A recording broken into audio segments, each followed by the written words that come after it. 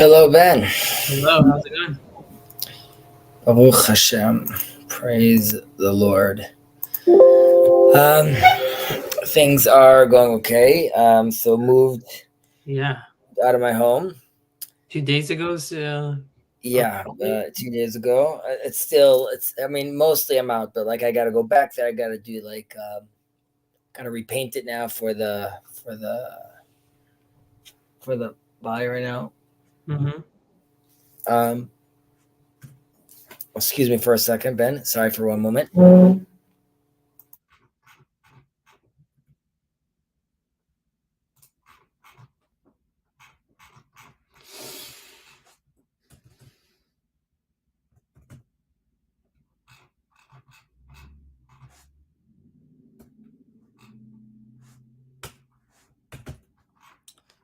Okay.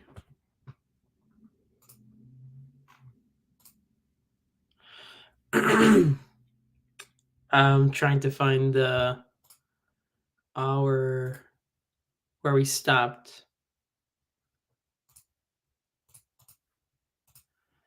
So we're gonna add that. There you go. Torah.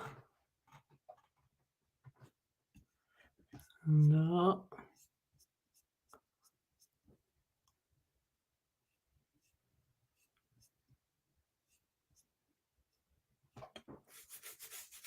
Yeah. Okay. I think this is where we stopped.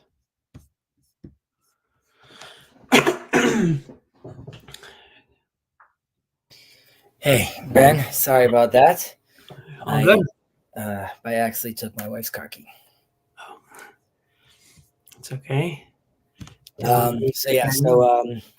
Moved, still in the middle of that, here at this new temporary place until I move to my final house. Oh, this is a temporary place? Yes, but I am fortunate. My in-laws, who live in Israel like 70% of the year, Mm-hmm. have graciously scheduled their return back to the States now for till the end of the summer. Mm-hmm. So I get to. They have a place here that I fortunately also got to design as well. So I'm in another familiar office, yeah. So I'm here now, and that's awesome. And again, I'm very very very fortunate. Thank God. Mm-hmm. Uh, a little a little stretched, but excited. I'm really happy that we're doing this. Like I told you, I sort of uh, dialed down a little some stuff in TLC. Yeah. Creative team is important. How about you? All right. I'm doing good. I'm doing pretty good, yeah. Today is I have a day off, so it's a little bit more chill for me this particular day, so I can focus a little bit Okay, more. But the week has that's been going nice. well. The wife is good. Everybody's good. By the way, were you in Chino? It wasn't Chino, yeah. I saw this. I thought it was you, but I wanted to confirm. I saw this like little clip, and I thought for a second, I'm like, is that Ben? But Mm-hmm. there you are. All right, awesome, very cool. Yeah. Okay, where were we? So do you? I think did we start? Are we starting a new one? Like a new Mishnah? Because I think Yeah, I mean we fin. Well, let's go back to the last one. Let's see where we were. I Uh, think yeah. V'shalom Yosifu Chaya. I think this is what right, we. right. This is where he finished exactly. Time. Correct. Correct. Okay.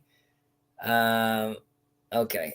And exciting. Rabbi Shimon, we have a character we could talk about. Nice. We didn't have any of the Mavrikim for a long time. Like we didn't have a Raheem. I don't know. Was he a Maverick? Yeah, he was a Maverick. Well, Rabbi Shimon. Well, first let's read the Mishnah. Okay.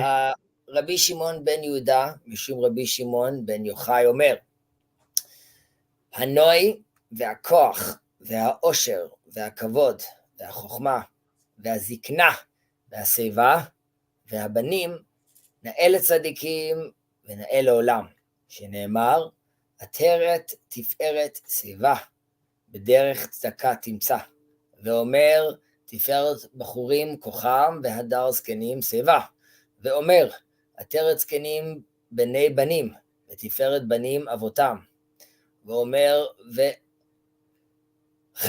חפרה הלבנה ובושה החמה כי מלך אדוני צבאות בהר ציון ובירושלים, ונגד זקניו כבוד. רבי שמעון בן נסיה אומר, אלו 7 מידות שמנו חכמים לצדיקים, כולם נתקיימו ברבי ובבניו. All right, did someone just try to jump on? I can see. Okay, there he is.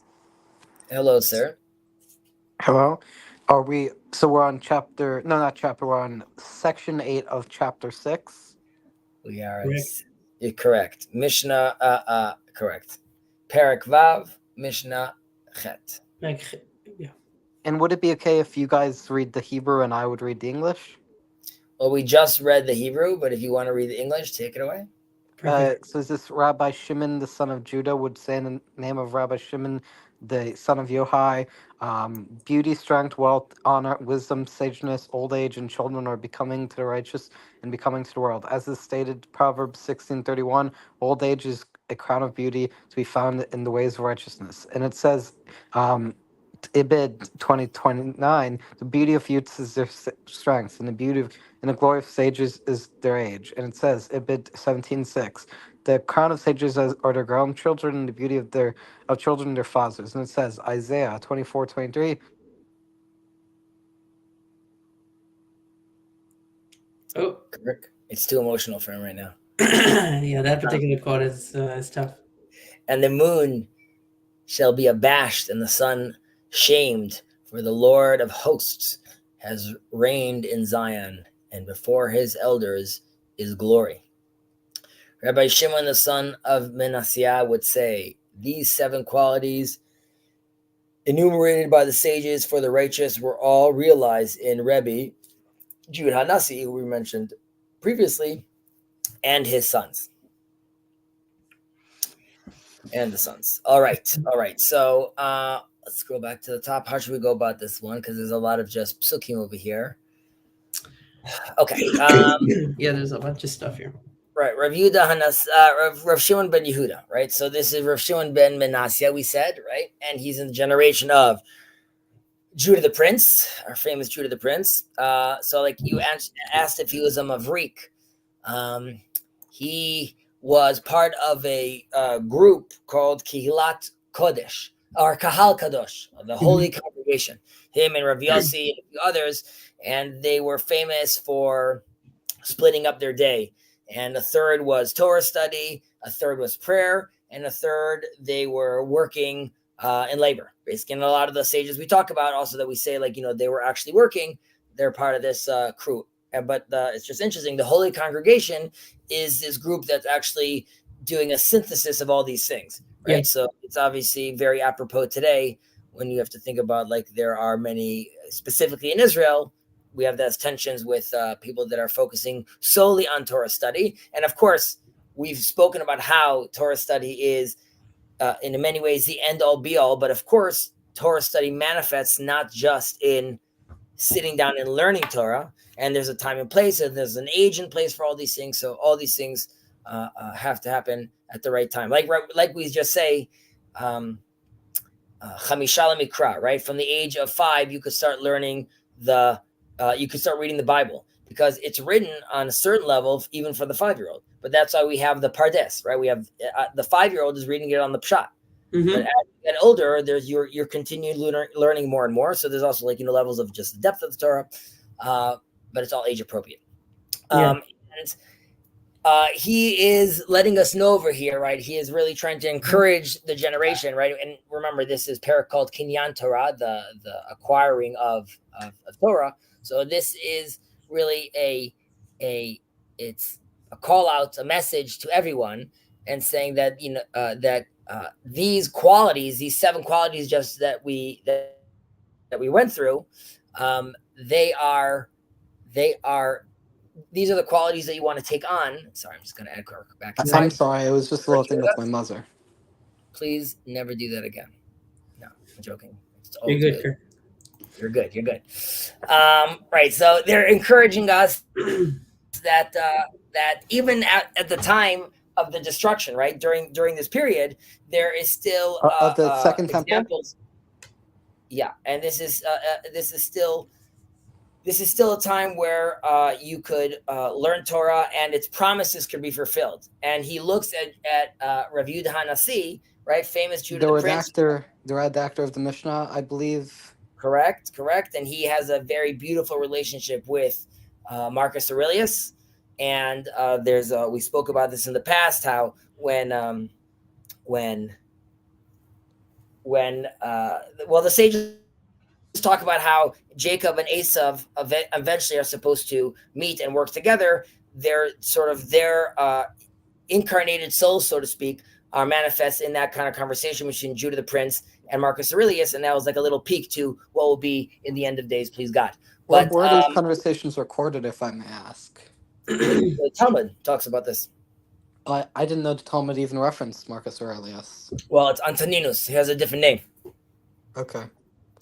So I'll just add that the in the Magic Book commentary, it also kind of starts the conversation here, talking about these different attributes as right, like as neutral attributes, actually things that are useful for the righteous and become tools for betterment in their hands. But obviously, so I mean, it's interesting to be able to see here how these tools are double-sided. Everything that we're going to talk about, it has two sides to it, and how this in the right hands it can produce a lot of good. And also, it mentions here, and I've yet to actually count it, but it mentions here 8. You said 7, so I'm not sure if that's deliberate or. Well, let's count them. 1, 2, 3, 4, 5, 6, 7. You have Hanoi, Ve'akoch, Ve'osher, Ve'akavod, Ve'chochma, Ve'azikna, Ve'abanim. The Zikna and the Seva are doubling up. Yeah, so I think they do. That's how I remember being taught. Yeah. Also in the psuki, also in the verses that they bring up over here, you could see they're playing fast and loose also with these, it's Zkanim and Seva, both of them being used together. Mm-hmm. Yep. Okay, they also right, but good on you on you're looking at it literally, seeing 8. That's good. But I like what you said about right. So you could look at these attributes, which we'll go through. I think we'll first go maybe through the psukim, and then we'll go back to the attributes. That's okay. I think maybe there'll be maybe we'll do that. But right. So these qualities that we're mentioning, right? They're worthless on their own in a certain sense. Or like a good example would be like 0, right? The value 0, the number 0. So I could add many zeros next to it, but it means nothing. Only if I add a 1 in front of it, suddenly it all changes, right? So really, it's the person himself and how he is using that attribute could then make all the difference in a certain way. Yeah. Sorry, go ahead, Kirk. What I was going to say is I was watching a video from Seekers of Unity, which I really appreciate. It was talking about Carl Jung and Hasidism, and it was basically saying that Carl Jung praised the Megativ Mezrich and was saying like Hasidic philosophy was basically saying that the expression of God's attributes can only be done by the conscious being, and sort of collecting this like Jungian psychoanalysis, like the idea that the Sephirot can only be manifested through a second qualitative conscious entity, if that makes sense. Yeah, and he's right. He is quoted saying that like the Megativ Medrash really all his teachings basically predated everything that Carl Jung was teaching about, even though he was slightly anti-Semitic. It is very interesting where he realized that. And there's what to discuss also with Rav Kook's teaching, how he looks at the collective and how Jung talks about the collective unconscious, subconscious. And like they were sort of tying the idea of archetypes with connecting it to the Sephirot.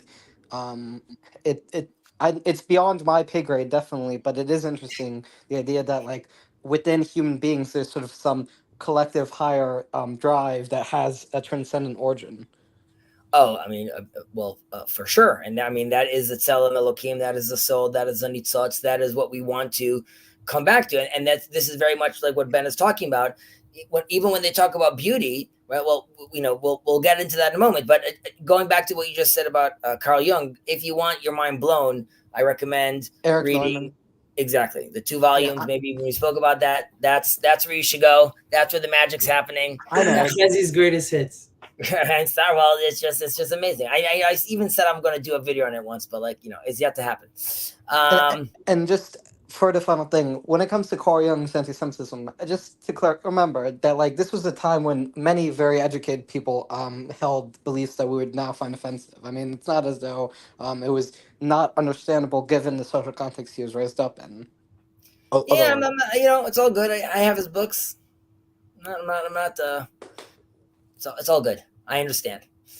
Okay. So now back to what I was starting to say, that the Judaism, Ben, it doesn't reject beauty or wisdom or honor and all these other worldly acquisitions or qualities that I could get, right? It just means that it sees them as a means, not the end, right? And in that sense, these are really things.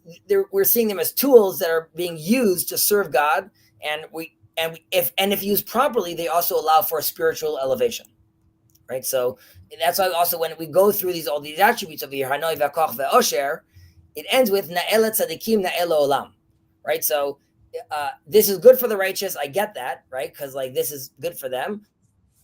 But why is this good for the world?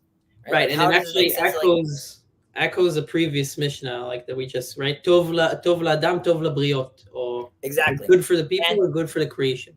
And another Mishnah, which is Misha Briot Nochaito Makom Noch, right? Exactly, once you're calibrated properly and oriented properly, then there's a certain sense that Hashem himself is now pleased with you, because in that sense, you are now reaching your true potential. And in that sense, you are manifesting more of God's image. And by doing so, you are being more holy. And that goes all the way back to also, I think, a greatest hits, which is God says, be holy because I'm holy, right? God doesn't want to be alone. He wants to interact with us, and he's asking us to up our game, right? So when it says that it's good for the world, right? So it's good for the entire world that these 7 qualities are found in righteous people, right? So when a blessing is given to someone that's righteous, right? Hashem's name, like we just said, is being actually praised. It creates a Kiddush Hashem.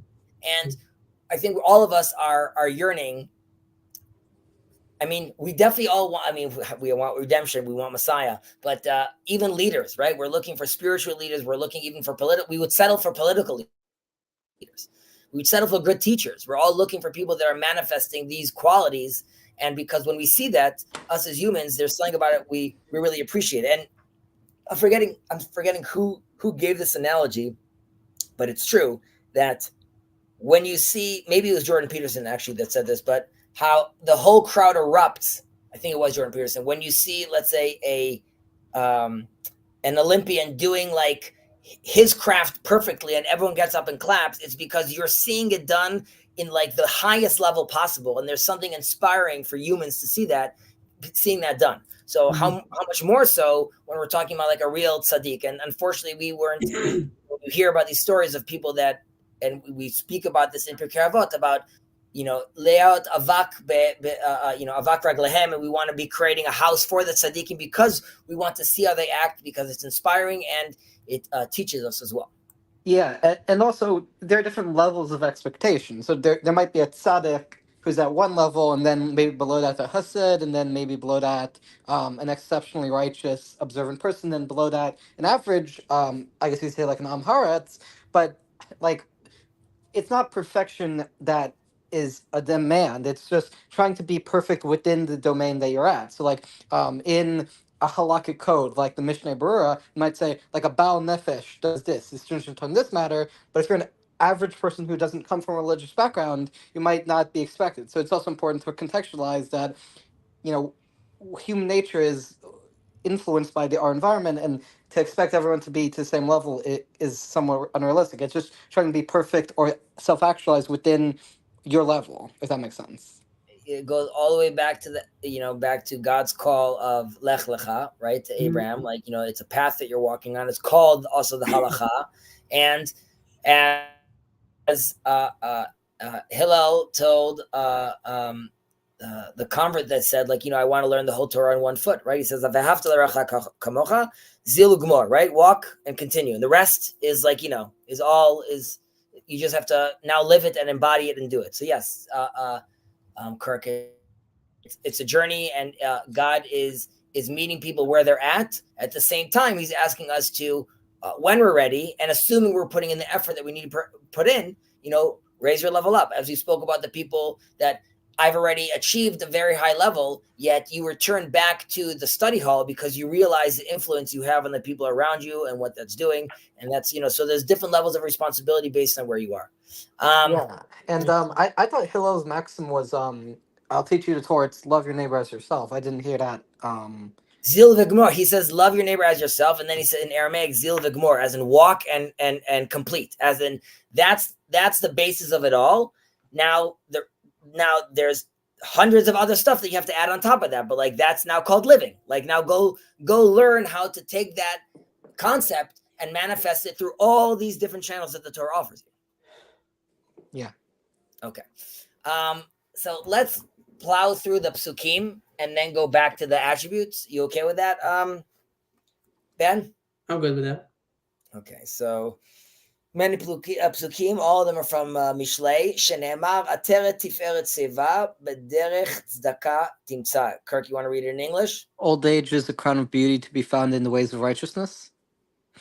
Correct, exactly. And right, it becomes this beautiful crown for them, right? So it could be that their body is no longer young, right? But the life experience that they have really helps them to continue and focus on what's important and like how to live properly. And because they have that mindset, that allows them b'derech tzedakah timtza, like that pathway, that path of righteousness, it's still found for them. It's still visible for them. It's still an option for them. And their old age is like a crown on their head, which gives them the spirit and the power to persevere and move on.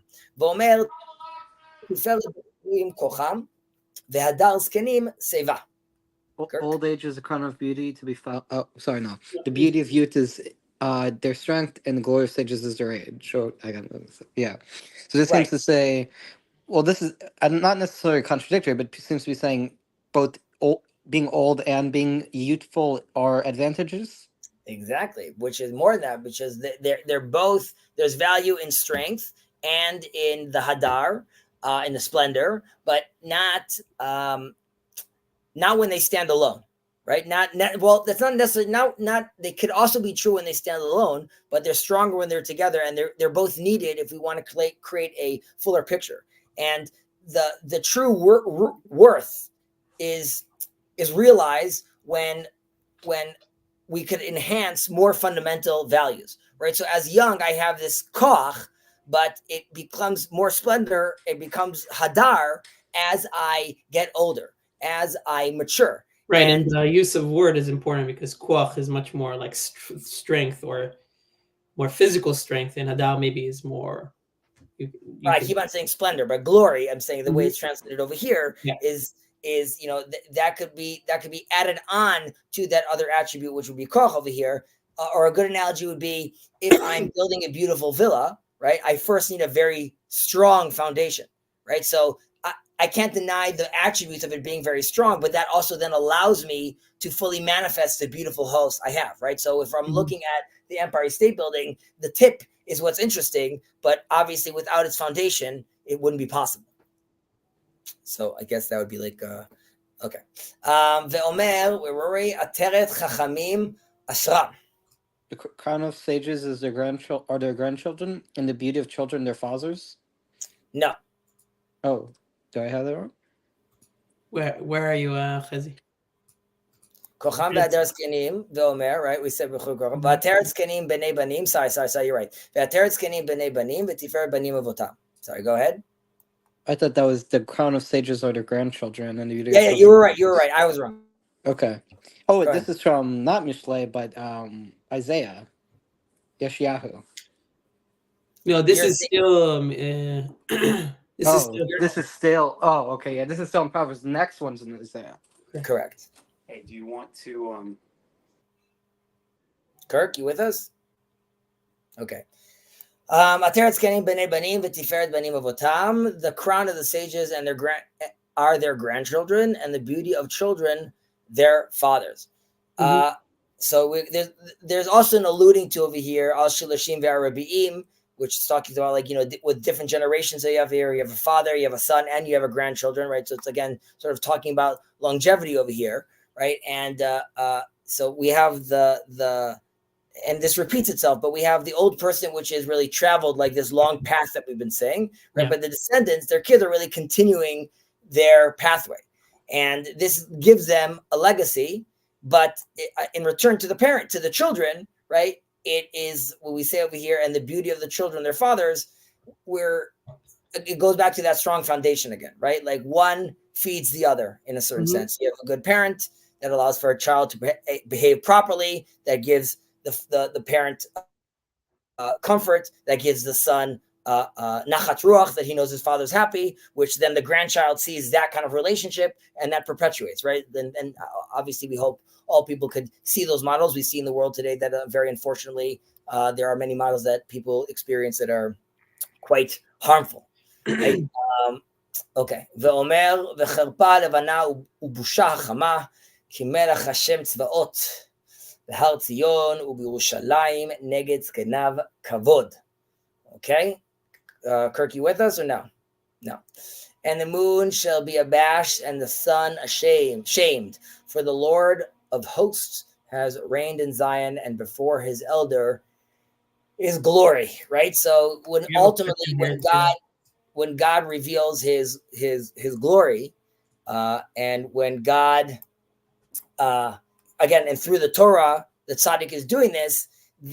It talks about the sun and the moon over here. They are sort of they're shamed and embarrassed because what is let's say a material light, like a natural luminescence, which you could be like, oh, what could be more bright than the sun or than the moon? The answer would be obviously the light of the Torah, the internal, the spiritual light, if done properly, is even greater than that, right? So if it's revealed properly, again, those would be ashamed. And there's also a hint towards, let's say, idol worshipers out there, which is once they recognize the truth in Hashem's path, they will be ashamed with, like, they realize that light, which might have been luminescent for them at this period of history. However, at some point they'll realize how that is no longer giving them the light they actually need, or very least the spiritual light that they need. Well, should they feel ashamed about that? Because, like for example, I'm pretty sure there's a halacha mentioned by the Chofetz Chaim that you're not supposed to, for example, embarrass about the teshuva, even if somebody was completely a sinner, as long as they repent of their ways. Like, there's an idea, like, you don't judge them after the fact. Again, can you say that again? Like, I thought I read a concept from the Chofetz Chaim that you don't embarrass about teshuva because of the idea that, like, even though originally they were sinner, like an idol worshiper, now that they fall on the righteous path, they don't they shouldn't be judged after the fact. Or I might be misunderstanding that. No, it's a famous story with Rish Lakish. It's also relevant to what we're going to read over here with, like, how you misuse. Well, he used to be this bandit, and there's a famous story in the Gemara how someone reminds him this, and, like, he gets upset about this. So yeah, so that's not something we encourage and is very much frowned upon.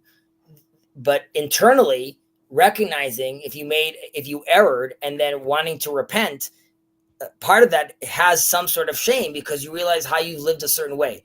That doesn't mean you're not loved, and part of that is just growing up in a certain sense. You've had a mask, a veil over your eyes, and it's been uplifted.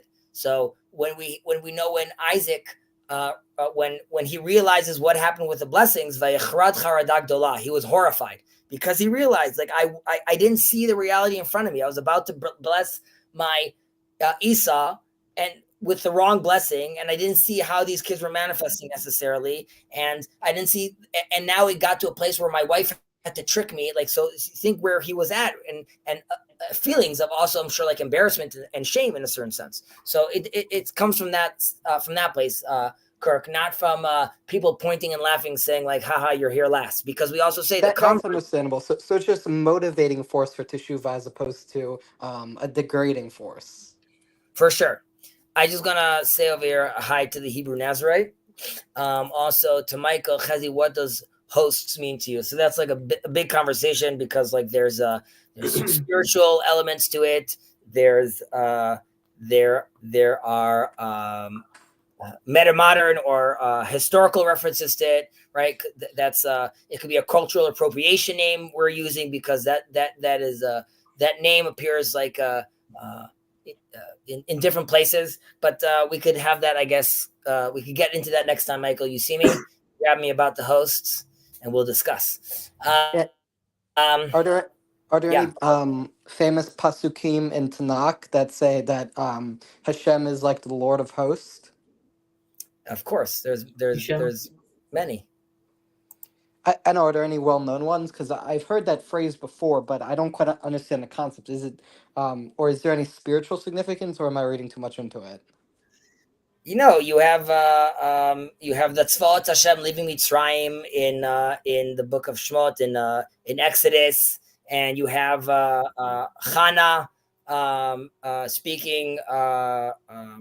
Shmuel's mother speaks about Tzvaot Hashem, and there's the famous Ezekiel. I mean, that's really the most famous one. Holy, holy, holy. Yeah, Kadosh, Kadosh, Kadosh. Exactly. So, so and again, there's obviously like very mystical levels to this, of like, Hashem's armies and what that looks like, and these thousands of angels, and so that's like it's a big thing. Yeah, Michael, I see deal. Okay, Matthew, he's 16. I know. It really is a little marvel. Okay, onwards. We wanted to get back into these attributes right now. Go back to the bottom over here. If we're already here, Rabbi Shimon, the son of Manasseh, would say these 7 qualities enumerated the sages of the righteous were all realized in Rabbi Judah Nasi and his sons, right? So we're going to go back to these attributes right now. But again, going back to why he's mentioning all of these, because at the time and context where they're living, you could say potentially the Jewish spirit would be in a very low place. And he comes and shows that Judah the prince and his sons managed to be oriented in this sense, where all these attributes were true in them. And that's why they themselves were creating that sort of light onto the people, right? That was giving people hope, seeing these kind of people. While the temple is no longer there, we could see that the Torah and its values still benefit us. The promises that were made in the Torah are still true. And if we still don't have a temple, but we could still see the benefits of the Torah, so we still have hope that eventually we'll return. Right. It reminds me of Tzaddik Yesod Olam, the righteous, or the Tzaddik is the foundation of the world. If you're talking about Rabbi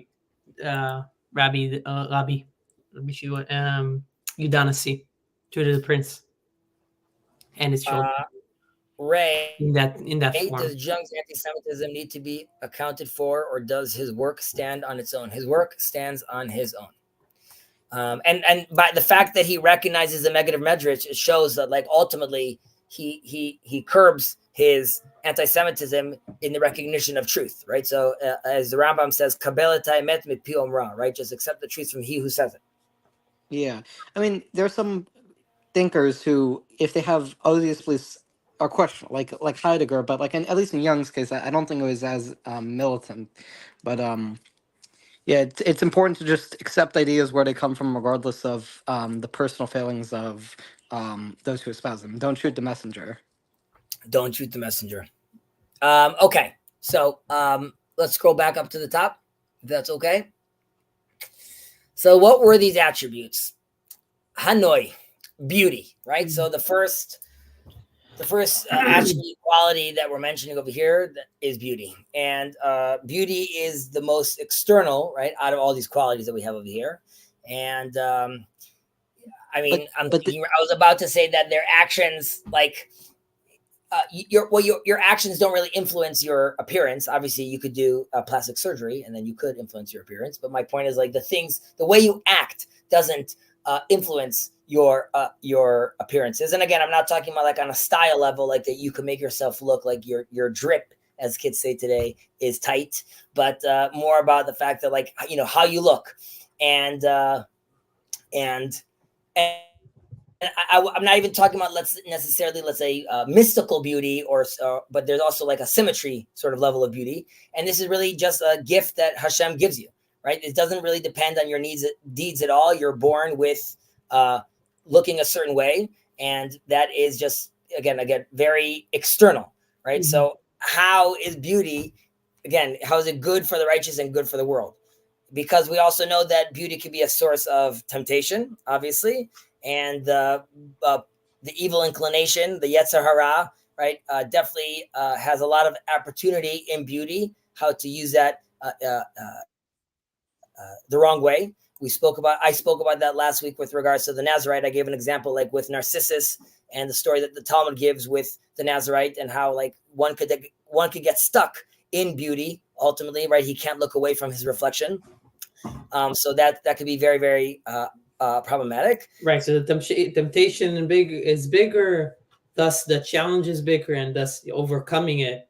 Exactly. Right. So beauty, right? It's ultimately, like we said, it's all these things are serving as a tool, right? So it allows me to have spiritual elevation, and it depends if I could, like you said, withstand the test, or if I'm going to like manage to climb this mountain and pass these obstacles. So then I will emerge victorious, right? And we see, I would say, two like examples that come to mind of people that have to deal with this. Let's say a positive one would be, a negative one would be Avshalom, right? The son of King David, who ultimately finds his demise. Also has his beautiful long hair, and he's handsome, and he manages to really reign over through like this coup that he wants to have. Many people in Israel are following him, and this is because of his impressive appearance. But ultimately, he ends up getting into a lot of trouble, right? He leads a civil war against his dad, and he has this downfall, which he's hung by his hair as the horse is running. It gets caught in the tree, and that was like the source of his pride. And in contrast, we know with Yosef, how the Midrash says he was meselsel b'se'aro, like he was playing with his hair as well, also considered beautiful. We have the whole Potiphar's wife drama going on, right? Where she's after him. The Midrash even says that every time he would come to the house, the other maidservants, if they had like knives or they were working on stuff, they would nick themselves because they couldn't handle seeing how beautiful Joseph was. Nevertheless, he, at the last moment, right, he manages to not succumb to that and run out. And obviously he gets into trouble because of that. But this is why he's also the paragon of righteousness, right? He's Yosef Tzaddik. So there's something about, so there's that aspect, and also there's an aspect that is mentioned here as well. Do they mention Yosef? They don't mention Yosef here. Oh. But they mention the aspect of this being a temptation, but also the aspect of how beauty, or I mean, we can connect charisma to that, is something that helps somebody convey the divine wisdom, or just be more persuasive. So when you have that kind of potential, you want to make sure that you harness it, because again, you want to use whatever God gives you. And this also reminds me the story.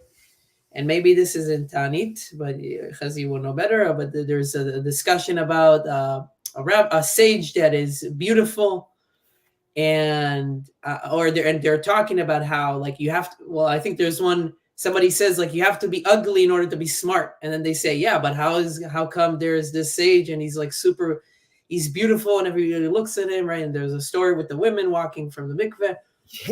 So then they say, well, he's so smart now that he's beautiful, but imagine how smart he was if he was ugly. So that's just to clarify, you seem to be implying that beauty in Judaism is an aesthetic, but there's not a mystical beauty that is like beyond aesthetics. There's not like a spiritual or like quality of character. Of course. Well, this is talking about Noi, though, specifically. Yeah, so I'm saying there definitely is, and there's levels of getting into that level of interpretation. But for all intents and purposes, right now we're talking about the more external beauty that we're talking about over here, right? And then those obstacles that you need to overcome, and like Ben was saying over here, the physical beauty is the tool that you want to, right? So Claudia Schiffer. Well, I'm dating myself. Think of a beautiful Kim Kardashian. Think of I don't think she's attractive, but whoever people think is beautiful, right? How are they using their power? So Kim Kardashian talking about her behind, no bueno. Kim Kardashian using her influence to get unfairly convicted felons out of prison, right? That's amazing. Right. So that is so she's using that platform and to do that. I would say that if you do so even more, if someone sees someone beautiful, like I said about the Nazarite, that he was asking, why are you cutting your hair? This beautiful hair. He says, I'm doing so because I saw the temptation. I saw where it was going to take me. I don't want to go there. I want to live this life, which is more oriented and proper towards God. So the high priest says, there should be many more Nazarites like you, because he realizes it's inspiring to see someone take that beauty and take it to the next level, right? So that's our focus over here, and that's our focus really in this Mishnah with regards to all these attributes. Mm-hmm. So even as we transition into strength, right? Koch, hakoach, right? So here too is also a gift from heaven, right? From Shamayim, but unlike beauty, which we said is just sort of gifted to you and there's nothing you really could do about it, here it's really up to the individual how I use my power, right? I could use it, like we just said, it could be a positive force, and I could be preserving Torah, and I could be performing mitzvot, and I could be defending Hashem's honor. I could be doing all those things, but I could, of course, also misuse the strength, and it could be detrimental to, obviously, to the individual and also to the world. The way I'm using it, I could be doing destruction on a much larger scale, right? So another example would be a famous or a classic example would be Shimshon HaGibor, right? Samson, who when acting properly, right, he uses his great strength to remove the gates of Gaza and to ultimately also bring down the pillars and destroy the Philistines and protect the Israelites. But then on the other hand, with his relationship with Delilah, is that where we're going with this? Exactly. The Midianite woman. Right, so it doesn't work well. The many women, right? If he misuses his strength with his nonsense, with these games, with like, oh, you could kill me this way and you could kill me that way, he loses it in the end. He lost his strength. And just on Shimshon specifically, Shimshon had the potential to be a messianic figure, but he failed, and he is. Later on in the Tanakh, we're referencing different judges, and one of them is, it mentions Yerubal, another one, and one is Bedan. And who is Bedan? Bedan is Samson, because he comes from the tribe of Dan.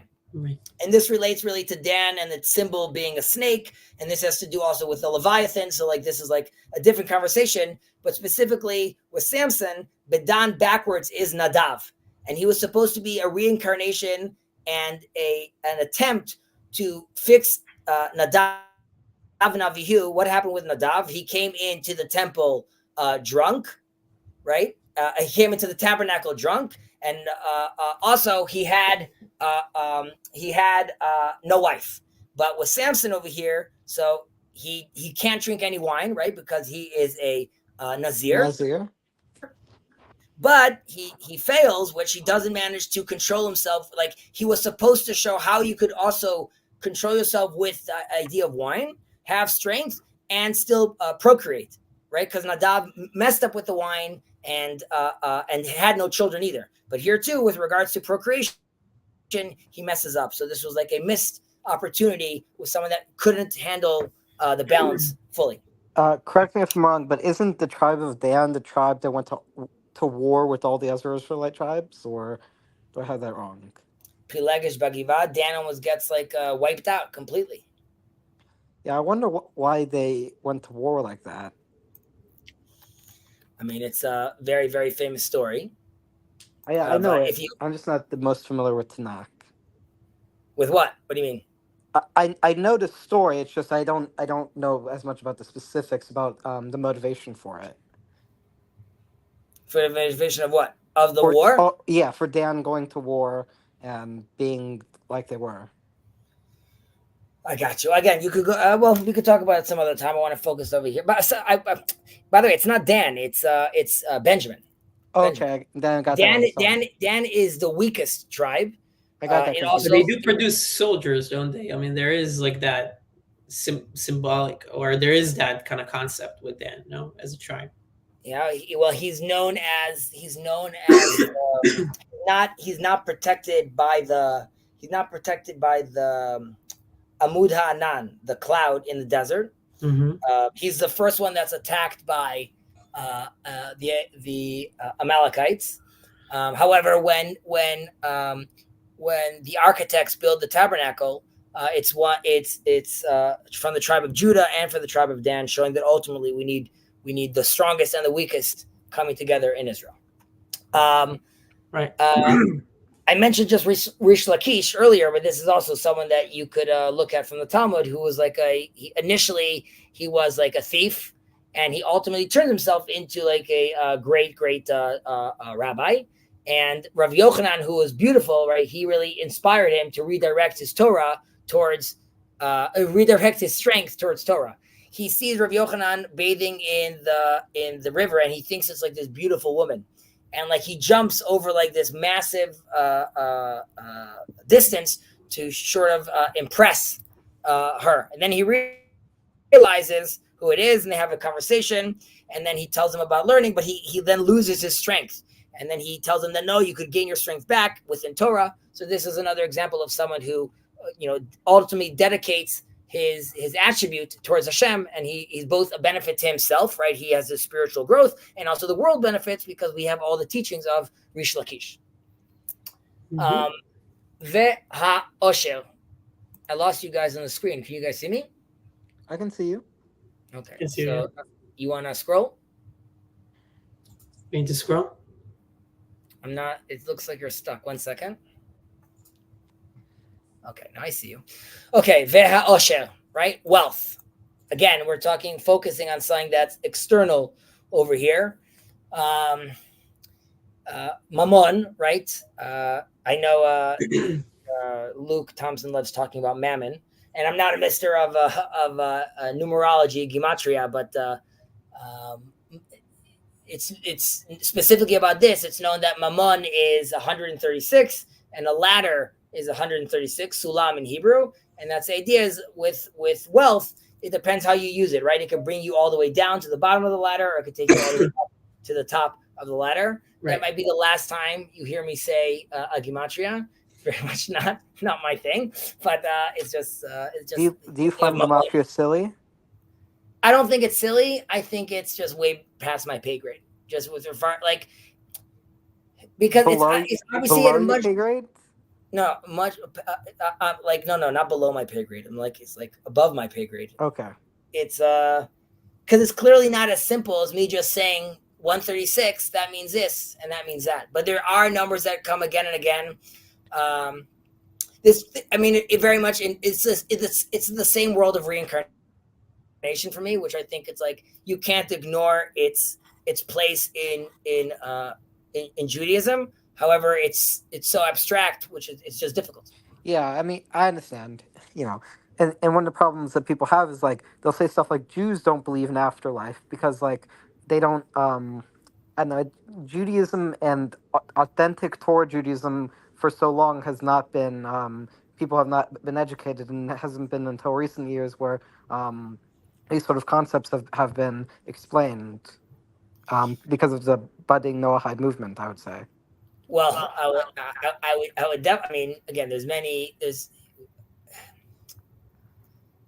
a whole language that in Judaism was secret, was sod, kept that way, and that's why recently we had the Lag BaOmer that we're praising Rav Shimon Bar Yochai, who reintroduced the secrets, right, of the Torah to the world. However, some of this language was already preserved. The prophetic language was preserved in a certain sense. Obviously, it was corrupted, but in the East, this is something that I was going to talk to RJ about. But yeah, so it's so even the East influence on the West more recently is a whole language of spirituality that is growing. And that was like really in the New Age. Again, that was a sense of spirituality has managed to manifest again, but not oriented properly. And slowly but surely, these. Yeah, you're going to say something? I was just going to say, it's just because of the fact that religious Jews don't believe in evangelism, there are a lot of misconceptions that people have about Torah, and I think this is one of the reasons why many people take the Talmud out of context. Like, I don't know if you've seen, like, on Twitter, like, you have anti-Semitic implications of, like, the Talmud saying you can kill babies and all this. And, like, that, you ask your average Gentile, or if you ask your average secular Jew, they'll say something like, oh, Judaism doesn't believe in the afterlife because as great as Torah is, right, as much as it is a way of peace, it's not something which, generally speaking, religious people who accept it spread to others. It's something people accept as individuals. It reminds me a little of something that Einstein said. I don't remember the exact quote, but Einstein didn't like quantum mechanics so much, or quantum theory, quantum mathematics. And he spoke about it and said that it's Talmudic mathematics, something like that. And the reason he said that is because in quantum mechanics, you have contradictions, right? And you have it's here and it's not here. And with regards to the Talmud, it's very convoluted that way in multiple levels. And it seems that it could be contradicting, but both of them could actually be completing each other. So it's just I'm dovetailing on what you were saying, which is like people could take it out of context, and it's very difficult to understand the nuance and the conversation over there. So when someone writes, but in tractate X, it says Y. So, you're not really engaging with someone. Of course, if someone is really asking, then yes, one should take the time and patience to do that. But again, it needs to be in the right context, of course. Yeah. Okay, going on with honor, and after we did the numerology talk, right? So I use money properly. Obviously, I could use it for, there's many noble purposes I could use it for charity and honoring Hashem and building synagogues and communities, right? So that's great, but I could use it for my own power. And obviously then I lose out in a certain sense ultimately, and humanity's losing out because I'm not thinking about their benefit. I'm thinking about my benefit, right? And this is, the reason I mentioned the latter again, because the trial, the test, the obstacle of wealth is really significant, because like many people have failed with the money game. And we can see this. There's some sort of statistic with regards to the suicide rate and lottery winners, which is like, you don't even know how to handle that kind of money necessarily and what to do with it, right? So it's a very big responsibility. And of course, we see this in Hollywood as well, but that they have a whole other litany of problems that is attached to that. But again, there were many sages that actually avoided wealth because they didn't want that kind of temptation, and like they understand the blessings that could come from it and how to use it, but they just felt like I'm not going to be able to use it properly. And again, back to Judah the Prince, who was known to being wealthy, but it wasn't a problem because the way he used that money just increased his honor, and it manifested more of God's image in it, right? So the tool that confers, like we said, for everything here, like beauty, power, beauty, strength, wealth, and honor, it confers a certain, or it leads to a certain challenge and responsibility. So, but if you can handle it, it's great if you can handle it. Right, exactly. Like it amplifies the person's influence, right? And it makes their words more impactful. So I have a very wealthy client, right, who post October 7th and the response of some colleges, he took out like tens of millions of dollars from colleges and moved it around and has a platform to speak and say something. And yes, it's the money that speaks, but very much not in like a gross kind of way, right? It's not money that's being manipulated. It's more money that's showing that like I'm going to put my money where those proper values, and that's why like and I'm being taken seriously because people realize that what I'm using my money for is for those values, right? So no one's looking at that as someone like that's very different than taking pictures on my Instagram that I'm on a private jet, right? Mm-hmm. That's also I'm showing money, but that's like a very different way of showcasing my money. All I'm doing is I'm showing that like I value material things, not being sensitive for the environment, all the things that you could be thinking of. I'm doing. I'm there on myself on a little jet.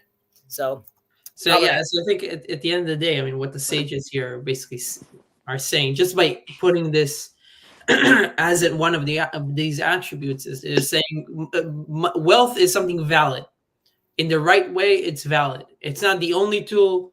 It's not the tool, but it's a valid tool. It's a valid attribute when it's used right, as opposed to taking it out completely out of the equation and seeing that as a source of evil or anything like that. All right. Veha kavod, honor. Honor. Kirk? So like, yeah, go ahead. Yeah. So honor, there are different ways. There's honoring your parents. There's honoring Torah scholars. There's honoring Hashem, Kiddush Hashem.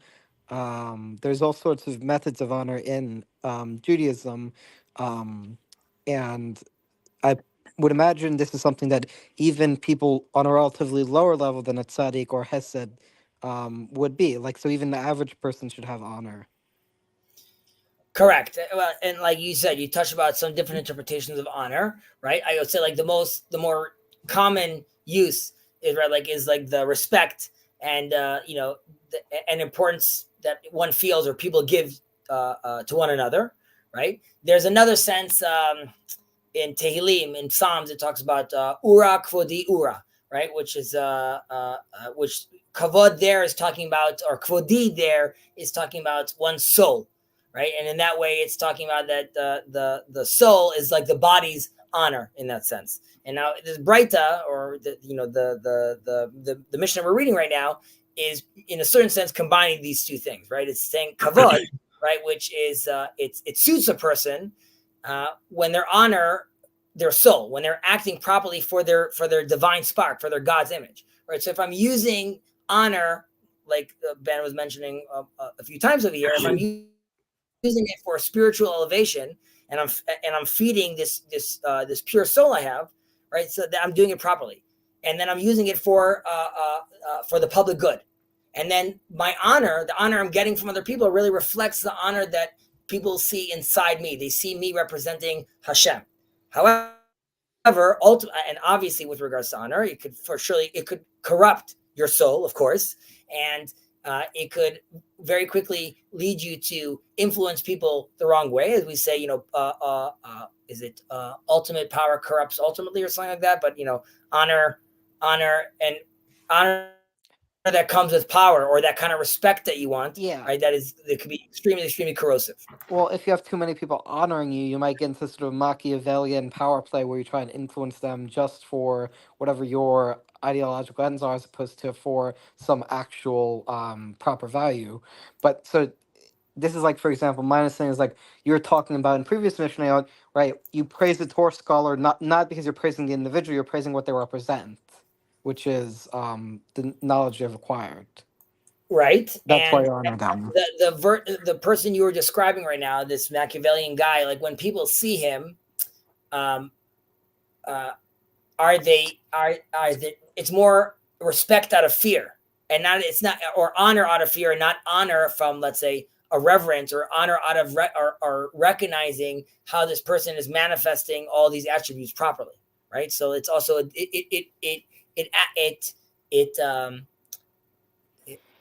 commands a different response from the individual, and that's why it could also be extremely harmful, right? There's something about having and this would, let's say, be true about what's his name, Steve Jobs. Early Steve Jobs, Wozniak, fear, people are very nervous about that. Later Steve Jobs, right, is being honored because he's in a certain sense showing that he is this is also when he took on more of his Eastern beliefs, calmed himself down, realizing different things. So there was a sense over there where now he could be looked at as a leader and not necessarily be feared. Yeah. It's interesting that it's something that you need to think about as the person conferring. This is connected, but maybe a little bit. But as the person conferring the honor, you also need to think about what you're doing and the implications of that. So, for example, it reminds me of a story that I think was told about Moshe Feinstein when he was a kid. So he was a prodigy already when he was 9 years old, and he knew everything. And he would like old rabbis would ask him questions, so he would walk on the street as a 9 years old, and people will stand up and give him respect and everything like that. And his father used to tell them, "What are you doing? You're destroying my child.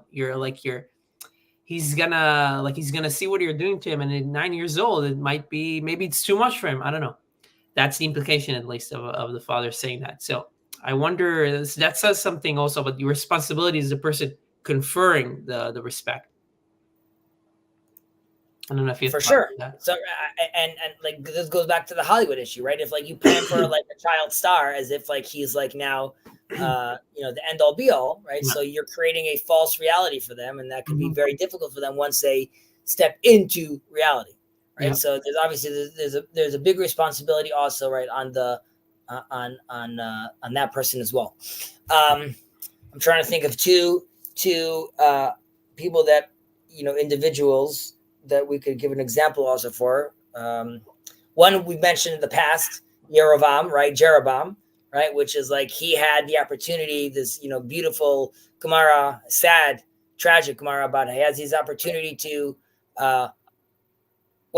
He's actually, the point is that he misuses his honor, right? He's extremely wise. The rabbis see him as a brilliant person.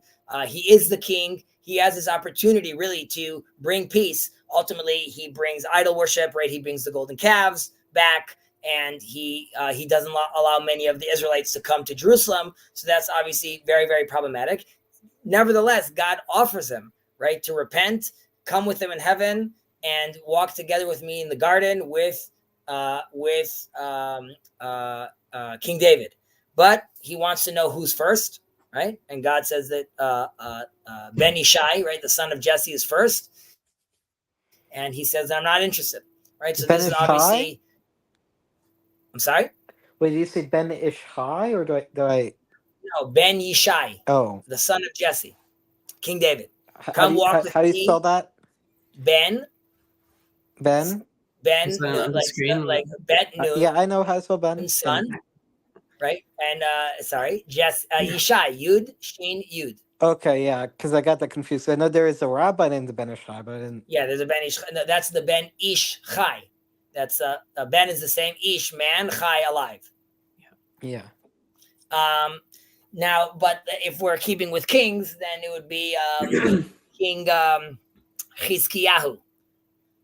King Chizkiah or Hezekiah, right? He uses his honor, right? Very much loved. Also could have been the Messiah, but he forgot to say thanks to God. Nevertheless, he was loved. He brought a tremendous amount of glory to the people of Israel. He comes in a world where there's a lot of idolatry going on. He gets rid of that.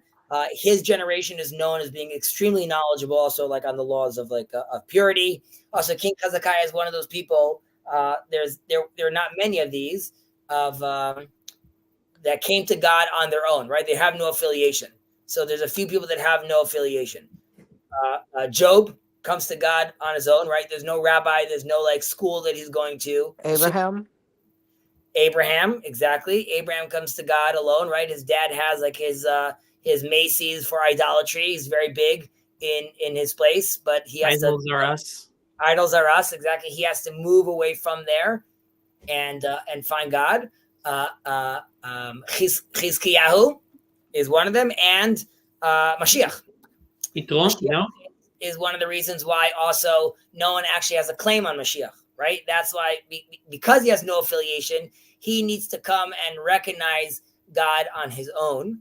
And that's why when he comes, please God, the Chabadnikim won't be able to say he's ours, and because he'll say, I wasn't connected to any of you. I came from my own understanding to connect to God. There's a deeper teaching with regards to the Josephite Messiah, where he comes from the left hand and he gets his power from the Sitra Achra, from the other side. And why does he get his power from the other side? Because his soul is so holy that the evil of this world is going to try to stop it, and that's why he has to be shielded by quote unquote filth, by the other side, by the dark side. Because if he's shielded by the dark side, and if he comes under the garments of something that's like a little more sinister, so to speak, that will allow him to be in stealth mode. But that's also why we don't necessarily see it. But when he emerges, it's also he's going to emerge by himself, because he's coming from this place. He comes to Hashem on his own, but that's also what gives him a lot of power. But again, that's also for like another conversation, different campfire. Okay. Chokhmah. By the way, is there anything your magical book has to share with us? Nothing we haven't mentioned. Okay. Ha-chokhmah. How we say that over here? Wisdom over here. Okay, so here there's, if I recall correctly, there's like there's different opinions. Well, there's always different opinions of like how we're what kind of type of wisdom are we talking about over here? Is this just like classic Torah wisdom, right? Which is like which a righteous person, the tzaddik, would have, because he's like studying Torah for its own sake, and that's why he's also benefiting the world in the model we saw in different versions of Pirkei Avot, right? Which is like classic Torah study. Or are we talking about worldly wisdom, which could be reflected through the Torah and its infinite wisdom, right? And the Torah has to tell us how to live daily life, how to behave, how to look at many things and aspects of our life, even has to do with math or sciences in certain aspects. Well, to my understanding, and correct me if I'm wrong, there's even a bracha you're supposed to make when you see a Gentile scholar. 100%. Have you ever recited that on Jordan Peterson? No. Maybe, I don't know if that would be halakhically appropriate, but I would say it's definitely appropriate to make a blessing like that. The question is, would you use the tetragrammaton, or would you use Shem Malchut, Shem Havaya, or not? Because that's a different claim. Well, I don't know if it'd be halakhically appropriate on Peterson specifically, but maybe. I'm saying correct. So I'm saying if you had a doubt, so you could make a blessing, you just don't have to use God's actual name, right? You could say Baruch Atah Hashem. That's a much different level of blessing. But you also say that if you see a genius, you also say that if you see a king. So that is, you also see it when you see lightning. We see it when you see, I mean, like, obviously, like, there are a lot of different barachot, but this one in particular, there is an idea that, like, there are, I believe, 7 worldly, there's like the Torah knowledge, and my understanding is in the barachot, the idea is like the scholar is one of 7 fields. It's like grammar, math, music. I forgot the other 4, but there, Torah is not opposed necessarily to being manifested through these different secular worldly elements. Not at all, and that's also what I mean. On the contrary, like that's if Bezalel wants to build the tabernacle, he better know some math and engineering. Right? Yeah, and I guess not to get too political, but I think this sort of goes into the debate between sort of the Haredi and the more modern Orthodox or Zionist Orthodox camp of like, many Haredim don't want to get secular jobs because they believe Torah study will lead them to a proper path, but like, can you manifest that in secular occupation? And it's, I don't want to get too political, but all they need to do is look at Maimonides, who clearly did that. And all they also need to look at is this Mishnah right here, where the person telling us this Mishnah, Rav Shimon, is, like I said, part of Kilat Kodesh, who they split up their day specifically to be able to do that. Yeah, and I've heard Rabbi Nathan Slifkin talk about all the different sugyot, but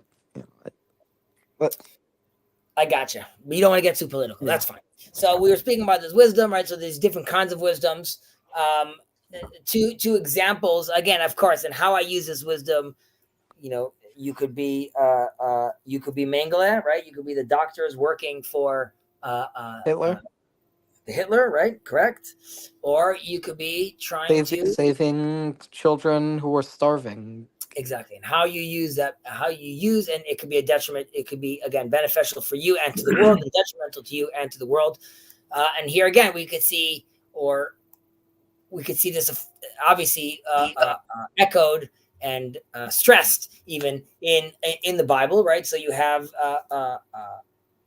Daniel, right? This prodigy child that is right. He's not in Nevi'im. He's in Ketuvim. Daniel's not a prophet. Daniel, well, there's prophetizing happening, but there's a certain sense which his brilliance is also allowing him to understand and see certain trends, and it allows him, like, it's more than just impressing right Nebuchadnezzar.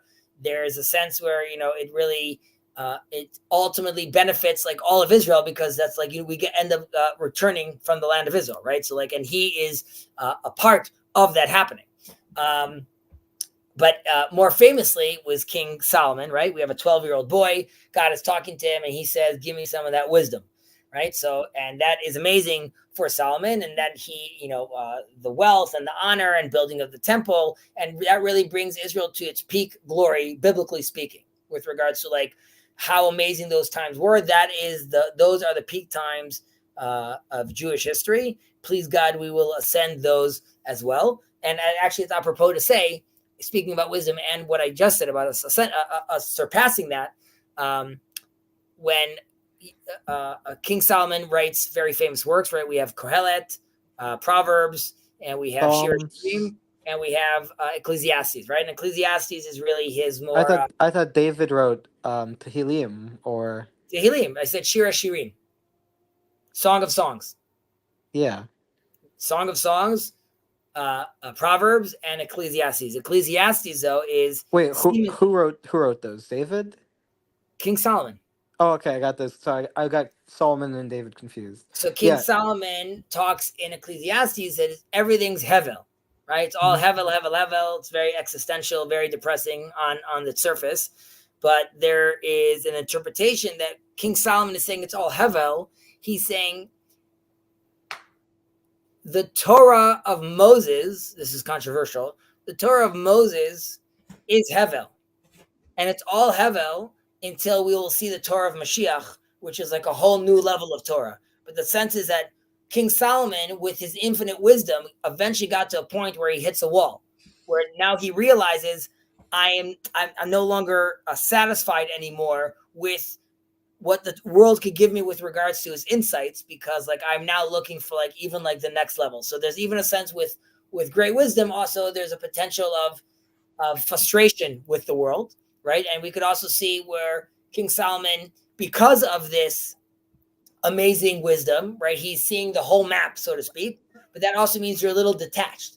Because you're a little detached, you're in a place where you're inviting all these women and you're marrying all these kings, because you want to create, like, you want to bring the universal message of Judaism, and you want to bring the end of days already. So you're even allowing for there to be idol worship in the temple.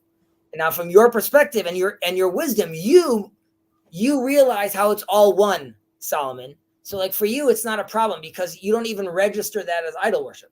However, for the people of Israel, ultimately that's problematic, right? And that's like where you could see also wisdom could sometimes also disconnect you from what's going on. It's interesting. I was just reading, started reading Rabbi Nachman and his stories, and the story that I'm reading is 7 Beggars, and he talks about... Are you talking about Likutei Maharan? Likutei, yeah, Sipurei Masiot. A lot of stories. Yeah, lots of stories. So... And long stories. They are long. I mean, I just started. I was just started with the first one. But the 7 Beggars, it starts and it talks about this kingdom and the king and the prince. And anyway, it talks about how they are also in a golden age, and the prince takes gets the kingdom, and everything is going great, and he gives people want wealth, and he gives it to them. People want wisdom, he gives it to them, and then everybody becomes so wise to the point that even the lowest one is like the most intellectual person in the world. But then it reaches a point where everybody just becomes atheists. the story. So it's an interesting that's the implication. And then that makes then the prince also becomes atheist, but like the Amaretz doesn't become, because they can't even understand the arguments. But then the prince has moments where he gets out, like when he connects to his soul or to something that he forgets. And then he realizes how these arguments influenced him, and he gets really sad. But anyway, the thing that I wanted to answer, like, the wisdom leading to atheism, at least in that story, whatever atheism is also an interesting concept about how it can disconnect you from the world or from the place, right, from God. So yeah, just to clarify, so there's like a meme format, you may have seen it, where there's like, so on one end of the bell curve you have very dumb people, on the other end you have very smart people, in the middle you have midwit, and the idea is the people on the very low end of intelligence and people on the very high end tend to meet up, and people in the middle tend to be different.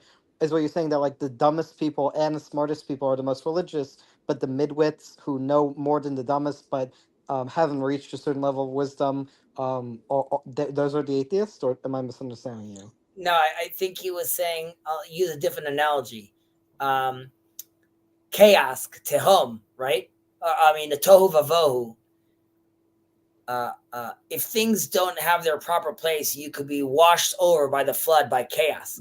And this does have to do with Eric Neumann, with sort of the subconscious sort of taking over you in a certain sense. But even with wisdom, if you have untethered wisdom or untethered brilliance, at some point you get disconnected. So there I might have mentioned this example before about there's these 13 Mizmorei Tehillim psalms that David says, and it's related to the story in the Gemara about how when he's looking for the space to build the temple, and he is digging, and he hits the space of where the well springs of the flood themselves start overflowing, and they're threatening to overflow the whole world, drown the whole world. And you have this water coming out, and again, it's supposed to sort of symbolize, in a certain sense, untethered power, potential just coming out. And ultimately, he needs to take a piece of clay. He needs to take God's name with the tetragrammaton on it, and he has to seal it. He has to close it. And that's the sense is, you could only control it if it's oriented properly. So it's also wisdom itself. Or you could see this, you could see that echoed again with the receiving of the Torah, right? This receiving of the Torah, the first tablets, which are God's words, or God's etching with his finger, right? A fire on stone, on clay again. It comes down, but it has to get shattered. It gets shattered when the Israelites can't handle all this level of spirituality, and that leads them to do the golden calf, right? Which is like, I'm all this high level, but because it's not directed properly, it creates destruction. And then we have to go back and build. We have to restamp that clay, build the tablets again, and then we could create order again. We could squash down that. And that's what happens with the Levites, right? Moses says, Mila Hashem Elai, who is to God to come to me? They come and they kill 3,000 people. And in a sense, that's sort of like locking down the water. It needs to be oriented properly. Mila Hashem, who's going back to God and doing this properly? It's very interesting. Kind of, I don't know if I will be able to articulate this because it just popped in my head. But I remember Rabbi Sachs talking about how wisdom, the connection between wisdom or intelligence or secular studies, let's say, and God or religion, is that that wisdom can go places that or rationality, maybe that's the best way to put it. Rationality can go into places that it actually can't. It doesn't know what to do. So it doesn't have any. It doesn't have, like, if it goes there, it starts talking about arguments that it doesn't have any idea about. But the religion kind of constrains it in a way so that this kind of stuff doesn't happen. It doesn't reach a place where it falls off a cliff, where it starts to overpower or consume the person himself.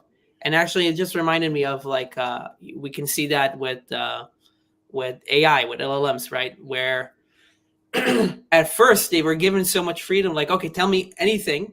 And then they go into places that they have no idea that they're going to make stuff up. Start hallucinating stuff up because there's not enough constraint on them. So in that way, that like the same dynamic between rationality and God, the thing outside of the system, is the same dynamic in AI and the prompter or the humans that are outside the system. So that's a very good analogy, right? Like, so the Torah is really giving you the tools of how to prompt, right? Mm-hmm. Because like the world, or let's say the AI, is offering you anything you want, but it could take you to very dark places, right? It could teach you how to make a bomb. Or it can teach you things that it doesn't even know, the unknown. Right. You're right.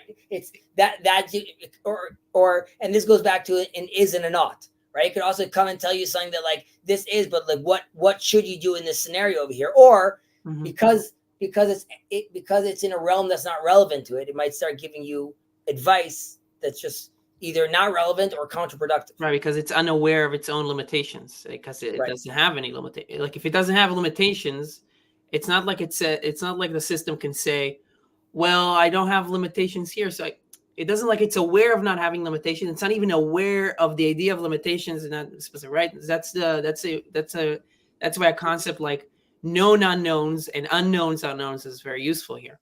So it's like just not aware of having like it's hard for me to explain, but no, I appreciate it.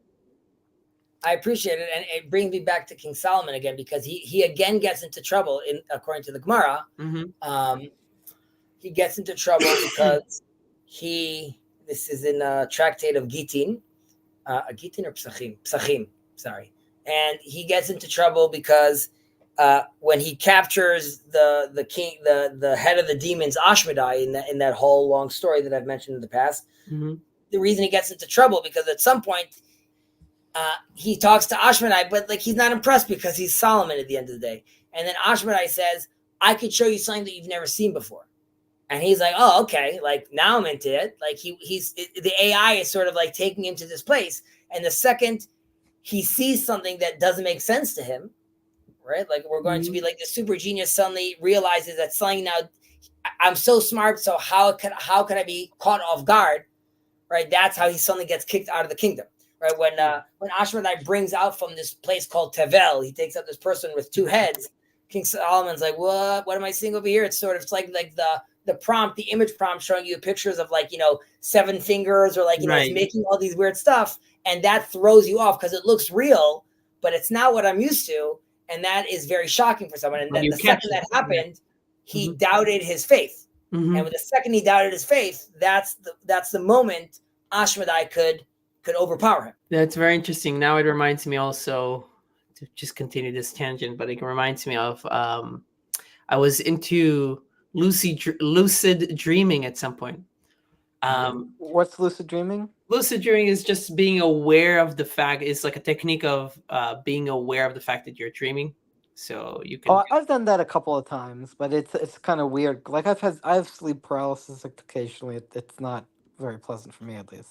Yeah, so I mean, yeah, so I mean, all the techniques, all that stuff, the validity of all that stuff aside, one interesting idea there is, I mean, this happens to you whether you're trying to have a lucid dream or not, but sometimes, so they talk about how can you tell that a dream is a dream is that sometimes that you can spot those things that don't make any sense. So like in a dream, like if you look at your clock, if you look at your watch, sorry, like you won't be able to see like specific numbers. Like it will start like it's too detailed for the unconscious to do. So you start to see fuzzy stuff or like the images, and then you can tell, oh, I'm in a dream, right? This is an Inception, Ben. This is also an Inception. Okay, so this is like a he has the little dreidel that he spins, and if it doesn't stop spinning, that doesn't make sense. Exactly. So there's like these tells. Because the dream or the unconscious, whatever, right? Doesn't know what the limit. It doesn't know what it doesn't know. It was like, oh, let me just like, okay, you're looking at the watch. I'll just like I can't really do it well, so I'll just do whatever, right? But you suddenly can spin into consciousness and realize, no, this is not real. Like something's here, something's off. So, I'm out of curiosity, Ben. You reference Hasidic works a lot. Are you a Hasid yourself? I am influenced by Hasidic thought. We all are. So is Jung. But would you consider yourself like a member of any specific dynasty, like Chabad, or? I'm not a member of any Hasidic dynasty. I mean, my dynasty is more Sephardic than anything, but not Hasidic. But I mean, I've been exposed to Judaism through Chabad, or to education, Jewish education through Chabad. So that's why I reference those stuff, and I just like those things. Yeah. So you're not necessarily a Chabad Hesed, but we're all influenced by the writings of. Correct. As the angel told about Shel Tov, that the redemption will come when your Torah is spread all over. So the fact that we are talking on the internet right now with a Noahide and a Sephardi and an Ashkenazi and in different places of the world, these are all talking about the Baal Shem Tov's teachings, even mentioning Jung talking about his teaching. This is just showing how these teachings are spreading, and slowly but surely in our time, please, we will be there to see the redemption and partake and be part of the redemption as well. I think I have to go real quick to finish something, but I'm probably going to be back in a little bit. Do you know how much longer you guys are going to be going for? I would say we're probably going to be done in 10 minutes or so. Okay. Maybe I don't know. Maybe I'll hang on a few minutes longer, but so. Yeah, maybe stay on for 15 minutes, and I might be able to come at 10. All right, I'll see. You got it. I like it that, in his mind, because he's still 16, he's like, yeah, with time, we're just living. We're just doing. Mm-hmm. All right. Where were we? We were in Havazikna, Vaseva, Vehabanim. Sageousness, old age, and children. Right? These are the last. Vachma Vazikna, Vazikna, Vaseva, Vehabanim. Right? So these were our last three actually, but two of them are sort of repetitive. And we mentioned this. We're going to sort of reiterate what we were talking about when we mentioned the blessings, because the blessings were more like the verses were more focused on these attributes. Well, it was focused on a few of them, but it definitely referenced the children and the parents. And really, this is obviously a long life, an old age. It could bring you a lot of blessings, and it could also bring you a lot of respect if, like we've said many times, if used properly, if used wisely, if oriented properly. And if they use their time, the righteous people, the tzaddikim, if they're using their time to teach and pass on their values, right, they're really ensuring their legacy in the sense, right, and of Torah and their good deeds. And as we mentioned before, we see this world as like a vestibule, right, or like the foyer, right, to the world to come. So a father also he sets positive examples of Torah and faith principles and how to cultivate a proper reverence or an awe for God. He does that for his children, and then his children carry on these values, right? In this case, in this analogy, his children are the world to come, right? So there's his own version of, personally, I die in this world physically, and I have my world to come spiritually, and physically, whatever that means, we don't know. But also, again, like a father and children, that also continues on as well. And that is, and then those children are really, ideally, are going to be manifesting those good deeds and illuminating the world with those good deeds, and they're all sort of keeping their father's name alive, right? So then he is also, in memory, in this sense, also alive. Again, there's a whole other aspect of this which is true, which has to do with the world to come, but even on an analogy level of when we say Arichut Yamim, there's a sense of raising good children that continue your lineage and your ideas, that also keeps you alive. And of course, the negative of this is if one does a very bad job teaching their children, and we know that hurt people, and poor upbringings obviously result in even worse behavior in the next generation, and getting out of that cycle is extremely, extremely difficult, right? So again, there's a spiritual sense to this, and there's just like a practical sense to this, which we can see happening, manifesting in the world around us, in educational systems around us, where if you have a very bad start, it's very hard to get out of that loop. And that's why it's very important when you do have the tools at your disposal to be a good example, to teach your kids, please God, in your family as well, Ben, to you and your wife to be examples of that. You are ensuring for yourself spiritually, of course, as God promises us, a close relationship and hopefully a seat by his throne in the world to come, but also very much allowing our kids to promulgate our deeds, manifest and promulgate, yeah, right, as well. So in this sense, right, again, so Rabbi Shimon is lets us know, like you started with, these are raw materials, these are things that we could use, and these are gifts that Hashem gives us, right? So Hashem really presents in front of us, right, et ha'chaim ve'et ha'mavet, as they say, right, life and death God is giving to us, and et ha'tov ve'et ha'ra, right? We don't like saying that God created, but as we say, as the pasuk says, God created evil as well, and it's a bracha and a klala. There's a blessing and a curse, and it's being laid out in front of us, and it's our role to choose. And Adam and Eve, in the also a controversial take, but we have these two snakes, the Taninim Agdolim, where we have the serpents, we have the great Leviathan, which is actually seen as bad. It's problematic. Something that we need to fight. One of them even gets killed. But there's also the snake, the Nachash, in Gan Eden, right? And we look at that as being bad. But ultimately, like we just said, God created evil. God created this snake. The Zohar gives an example of a baby deer is pregnant, and then the snake comes and it won't give birth until the snake comes and bites its leg, and because of fear, it induces labor. And in a certain sense, it says God, it was sort of, God needed to first create this perfect place called this ideal, but then also seeing the man in this ideal, realize the only way man will appreciate this ideal if it could see the contrast. So we have that already with God creating Eve, right? Ezer kenegdo, opponent processing. But there's also, you can't appreciate choice if you don't have it. So the Nachash, who could speak and could walk, right? These are all gifts that God has given it. And Lenachesh also is not necessarily a snake. Lenachesh is to divine, right? Mm-hmm. We look at it today in modern Hebrew to guess, but really means to divine in a certain way. And that's why you can't, in the Gemara tells you not to, the Talmud tells you not to, you can't do nichush, right? You can't be playing those kind of games like with those,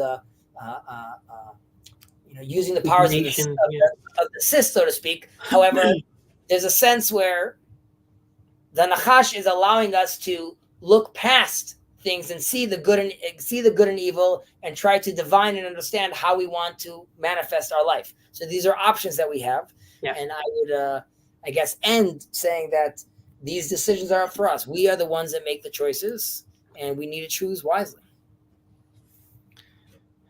True. All these attributes are. Any comments? Some of those are at our feet. Comments. I mean, these are all good things from the book. I mean, I know. In general, I'm working towards it. So two things that were interesting here. Interesting commentaries on old age and on children. So this is from the Rebbe talking about, and the fact that I'm also mentioning a lot of Hasidic stuff, especially in relation to Pirkei Avot, is because I have a book from Chabad that accumulates this commentary. So obviously there's more Hasidic stuff. But anyway, when it says old age and ripe old age, the Rebbe says old age refers to maturity gained through study, and ripe old age, or seva, I guess, refers to the quality of equanimity and composure. And I wonder, like how that relates to the story of, still don't remember his name, but the 18-year-old that became the head of Sanhedrin. You mean the 17-year-old? Yeah, 17. Mm-hmm. Yeah. Right. So, what about him? Well, I mean, he becomes old. His hair becomes gray. Rav Eliezer hair becomes gray. Right. Yeah. So, I mean, I don't know if that kind of, like, we can say that is more zikna or seva. Is that old age through study, or ripe old age through like something equanimity and composure? Maybe both, I guess. But well, that's an example where, like, he wants to look a certain way to gain their respect, right? Like because we're saying it. people want to see someone at that level. It's associated with, you must have gone through this whole life experience, and then you're manifesting Hashem's image in that way. So the gift he got was, he was fortunate to reach those levels already at 17. But for it to show the honor properly, right? Like it could be actually disheartening for some people to see a 17-year-old like that. Like, I was never like that, and like, how will I ever get there? If I see an old man, maybe I can still aspire to that in a certain sense. Like, I'm still young in my ways, and he'll teach me how to straighten my ways. So he asked to be looked at a certain way so he could fit the profile, so to speak. Makes sense. Yeah. And then the final thing was about children, abanim, that saying that it can also refer to the quality of being able to attract students, because the students, just like the children, can also perpetuate the legacy of the rabbis, the teachers. So we can also look at that in that way. Very nice. Did we speak about this? Did you already do Perek Chelek or Shmone Prakim? I did. I just walked through it with Jacob once. Went like through, I think, some tangent and some stream. I was thinking maybe if that's what you'd want to do after, or if you're thinking Kuzari. I could do. I'm open to whether it's Perek Chelek or the Kuzari. Like, both would be good. I don't have like a specific. Perek Chelek could be fun. It's like there's a lot of fun stuff going on over there. That might be good. Okay. I think we did. Sorry, I think when you say Perek Chelek, you don't mean the Rambam's commentary on Perek Chelek, or do you mean that? I do mean that. Okay. So that's what we went through. Yeah. So that could be fun. Kuzari I read once, but not. So I mean, there's tons over there as well. Yeah, I did not go through it, like really learned it, I would say. Maybe we'll do both. Maybe we can do both. Yeah, I didn't have any. The only things that I was thinking that I was interested in, that I think I mentioned, but I'm not sure yet, even if they're like good recommendations. I mean, yeah, something that I would really want to get into at some point in my life is En Yaakov, or just like the Midrash, or going through that. Talmudic Midrash. En Yaakov is awesome. Sefer HaChinuch, I don't know how. Maybe it's too hard. Maybe it's too dry. I don't know if I'm adapting. I find it like a little dry, personally. So that's. I mean, like, the well, no, En Yaakov is also is a lot of fun.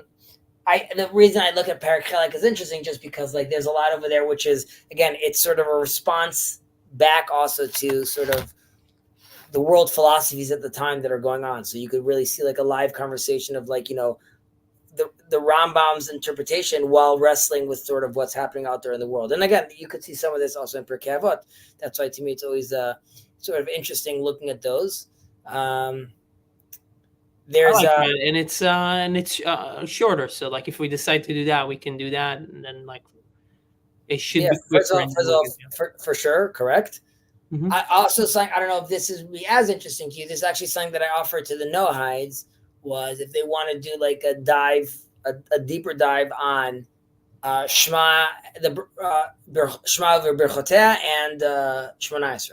I don't know if you're interested in doing that. Yeah, I'm actually very interested to do prayer as well, to dive into that. So maybe I'll double up and do like maybe we'll just do a class on that. It could still be like our thing, but they could be invited to just tag along onto that. Nira. Got plans? I mean, I'm excited. I would say like Perek Chelek is less shagur b'pi right now. I need to sit down and think a little. On the prayer, I'm like probably look a little more smooth on that right now. But if that's what we want to do, the Perek Chelek, that's fine. I need like give myself like a few days to just go over it again. But it's fun. I mean, that's why I love doing Pirkei Avot. Like I told you, like when we started this, it's been like years and years and years since like I went through like all Pirkei Avot like proper, and like it was fun. It's funny. I was listening with my brother to one of these once. I showed it to him, and I was like listening to myself because I don't like love looking at these. I always sound like I look funny. I'm touching my face too much. I'm like, oh, I'm talking nonsense. But I was looking. I was saying like, we're like, I guess like the rabbis did a good job. I guess like in school or something. Like I'm like, oh wow, you know what? I remember that. I forgot about that. So it's always fun. But really, but as we read it, it's opening up like not doors that were closed, but just things that like I'm not just like engaging with every time. And like it's really my engagement in TLC, but also these chavrutas have it's not a problem for work, but like it's stressed to me more how like I really would rather just be doing this. Mm-hmm. And not designing houses. Like there's so much more Torah out there. And that's like, I sometimes like right now I started talking about like the Leviathan, which is because these things like sort of associate me to that. But then as I'm speaking about that, I also have to like curb that and remind myself that, you know, you could go on forever about these like topics, but there's like so much, I don't know, it's exciting times for Torah. And and it's also, it is inspiring when I also get to see you engage with this, because in a certain sense, it's beautiful and it's infectious to see you enjoy learning this, coming at this, like, again, let's say from a more, it's like more new to you. Mm-hmm. And that's why it's beautiful to see you understand it, to see it make sense to you, to see how quickly you could connect it to other things, which is just inspiring, because it reminds you that how this ancient Torah is still so valid. And you know, you sort of forget about it. It becomes like the bracha that you say. Like I reminded my son this morning, I'm like, you forgot to say Asher Yatzar. And I'm like, I want him to be excited about saying it. So this, you've allowed me to be excited about this again. So thank you. Yeah, I mean, you're welcome. And I'm happy to be able to do anything like that. But for sure, for me, it's an oneg. It's a pleasure to do this and to learn all those things and to just spend time on it. And I can definitely. It's a real struggle, but it's the good kind of struggle of figuring out how you can. I mean, especially now for me, like now that I have to work more. Today is I can spend more time here, right. But so being able still to give time to this is hard. It's like a struggle, but it's a good kind of struggle, and then it puts other things in perspective too. And just like you need to constrain wisdom or rationality or whatever, right? It helps you constrain the things that can just you can design houses like 24/7, right? I mean, like you can just you can get more clients, and you can be more stressful, and you can pick up the phone at 9 p.m. or at 11 p.m. And I'm giving you as an example, but this is true for me as well, right? I can just work more and more. But that's not. It really is true in terms of Torah being it's chaim, or like a tree of life. I was just talking to my brother as well, and like I have a chevuta with somebody from Israel, from a friend in Israel. We actually call it chevutach. Wait, am I not the friend in Israel? You're not the only one. Yeah. Okay. Chavruta, like Chavruta and my brother. Yeah, because his brother is there. Like I have a friend, and his brother joined us. Oh, nice. And maybe my brother will join us. We'll see. What are you guys learning? Mesilat Yesharim. Okay. Yeah. I mean, take it seriously, but also take it with a grain of salt. Yeah, I mean, for sure. I mean, it's definitely it's intense. It's intense, but his brother knows it more. He's read it multiple times, so he's there also, kind of like to help us navigate. But anyway, I was talking to my brother. What I wanted to say is that I was talking to my brother, and there's a lot of things that are happening in life, and I asked him like when are you relaxing? Like what's a thing that you do just for like, it's not work where you can just like you try to improve your like you're really like trying, or it's not like when and he was talking about like I exercise, or like I can just chill. I guess children too, so maybe he's gonna chill for like 30 minutes on just playing video games, which is also it's valid. But when you do a chivuta with somebody, or at least the way that I've like with the chivuta on Friday that I do with my friend, because it's talking about you're talking about Torah, and it's like about everything in the world, right? It helps you anchor everything in your week, in your life. So it helps you really. It becomes an anchor point. It becomes something that it forces a value hierarchy, or it forces you to sort of reassess your values, because it's talking about the most real. And then once you do that, like once we're even reading something like this, right now we spoke about beauty, wealth, power, honor. Those are things that basically every human is trying to get right now in the world, right? Like I want more eyes on me and money and things. So like that kind of conversation, even if you're not thinking about like, how am I going to apply this for my day right now? Right. Even though that's what we're discussing, you can be like, okay, but how is Ben doing this tomorrow in the store? Nevertheless, in no way this like a horn tooting, but it's a sense of like it doesn't get more real with this with regards to the conversation that one has about life. And that's why sometimes it's also very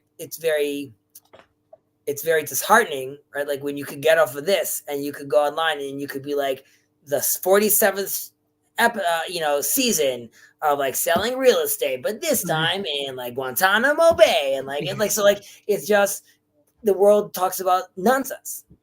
Right, and especially because the way this is done is through these conversations that you get to know people. Like you really have a conversation. It's more like, I mean, obviously you can play with people, like you can play a sport with people and you still interact with them, but this is a whole different interaction.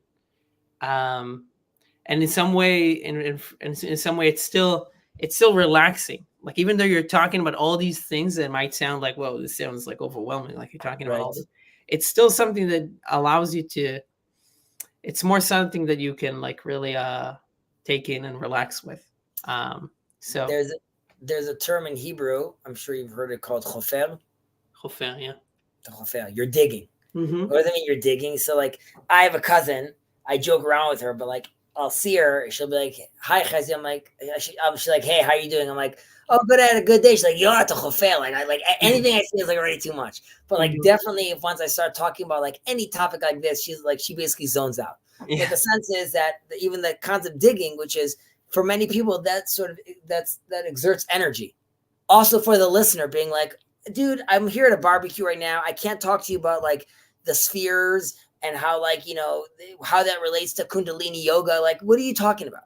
Mm-hmm. But on the other sense, like I find the more you interact with Torah, again, once it's happening in a conversation, which I believe, like, and we spoke about this in the past, like you want to have humor, you want to have all these things sort of mixed inside the conversation to make it enjoyable. Yeah. So it's mentally, you're exerting mental energy. However, like you said, it's relaxing and enjoyable. It's filling, yeah. I guess it's like watching the Kardashians is like, that's like torture. You're like, I can't keep my eyes open. Like why? Like what? Like this, it doesn't attract you in a certain sense. And for many people, that's like, I want to just sort of watch that, be in like a sense where my brain is more numbed. Right. Yeah. I mean, it's that feeling of like you might be attracted to it, but then people say what they say about other things. It's like, what was I doing for those 2 hours? You're like, exactly. You're completely like it's completely blank. So it's a completely different kind of feeling. I hear you. Cool. Beseder, dude. You're out? I am out. Thank you very much. Kirk, you came at the right time. Ben, I'll catch you later. Shalom. Thank you, everybody. Yeah. Hey, Kirk. Yeah, just like maybe schmooze for like maybe 5-10 minutes. We can do like 5 minutes. So um, I don't. I like talking about Israel. I really do, but I don't want Jacob to get mad at us for making this a Zionism channel. So Jacob allows, as long as we qualify that it's Jacob's channel, and he opposes Zionism. And I'm trying to, as much as possible, change his language with regards to that, being like, you oppose Zionism in its current iteration, because right now it's the way the Rav Kook talks about it. You're seeing it's brazenness, it's chutzpah, as they say, but the mission of our people is to identify the divine spark within the chutzpah, within the brazenness, within the other side, within the klipa, the shell, and through that we can emerge anew. So hopefully, all the tribulations you're seeing in Israel right now will lead, like the phoenix, to the downfall of its current version and to the rising of a fiery, more glorious version as well. I mean, there are many. Just my opinion, and again, this is Jacob's channel. He opposes Zionism. My opinion, one of the major flaws of the pro-Palestinian movement, and there are many issues with it, but like one thing is they can't see, recognize, and give due to what's good. So like it's one thing to criticize Israel. No, very few people, actually nobody, is saying you can't criticize Israel effectively. The problem is like there's no ethical equivalence between how Israel operates and how any other Arab or Muslim country operates. Like Jacob grew up in the Iranian Revolution, and because he's Jewish, not Muslim, he's effectively expelled. Whereas like in Israel, the Arabs, although you can say there's some aspects which are discriminatory, essentially have equal rights. And so like I understand it's important to discuss these issues, but like I really wish one side of the debate wouldn't be so obtuse. But that's wishful thinking, I guess, because but like I've said, this is not it's not a bug, it's a feature. And do you, like I'm saying, you're aware of Douglas Murray, right? Yeah, I know Douglas Murray. I like him. I mean, I just, to my understanding, he's not religious, so I have some disagreements about that. But other than that, his a lot of his commentary on social justice and wokeness, I appreciate. So that I would say that, like it's called the birur, the clarification. Yeah, like well, there's the Mishnah Barura, but I haven't heard. No, Barura means it's clear, but also by clear means it's barur. It's been sifted, and all you could see now is like the value, what's left. Like I'm seeing the most pure diamonds. So in a certain sense, we're like from the root word borer, because like I know there's a melahah. Borer, but brura also comes from borer. Yeah, and so Mishnah Barura means like the clear redaction or something like that. The Mishnah Brura, it means the Mishnah that has been clarified. I see. And like you're not allowed to do borer on Shabbat, right? Like I'm saying, I have like there's good apples and the bad apples, or if I'm eating a salad, I'm specifically removing the corn from the salad on Shabbat. You're not allowed to do that. You're not allowed to start differentiating on Shabbat. However, we're at a time period right now where the differentiating is happening. We're seeing it happen like live in front of us when like something like when you see the presidents of these Ivy League universities speaking and not managing to condemn that, that to me is in a certain sense like it's prophetic, because it is showing you that there'll be a time where like you need to pick a side at some point. You need to say where your values are. And if you can't do that, then you're showing your colors. You're showing that you've been corrupted by a system and you no longer look at the world properly. And there are other people that are not Jews, right, and don't live over here yet, right, put their career and name on the line. Like I'm giving an example of Douglas Murray, to be like, I'm sorry, like it doesn't make sense to me, and that's why I'm going to be here and I'm going to defend Judaism. And when he comes and says it, so consider me a Jew. So that is a huge statement. And there's been statements like that before. And there's like, obviously there's Rav Kook has even called a very prominent, I think John Paul, the Pope, one of the greatest righteous Gentiles of his generation. Hasidei Olam or something like that. Because he saved Jews from the Holocaust. he saved Jews for the Holocaust. Also, the recognition of the things he said then later on, like, that the veil has been removed from our eyes. We see now that, like, what was wrong. So these are all, I wish we wouldn't have to,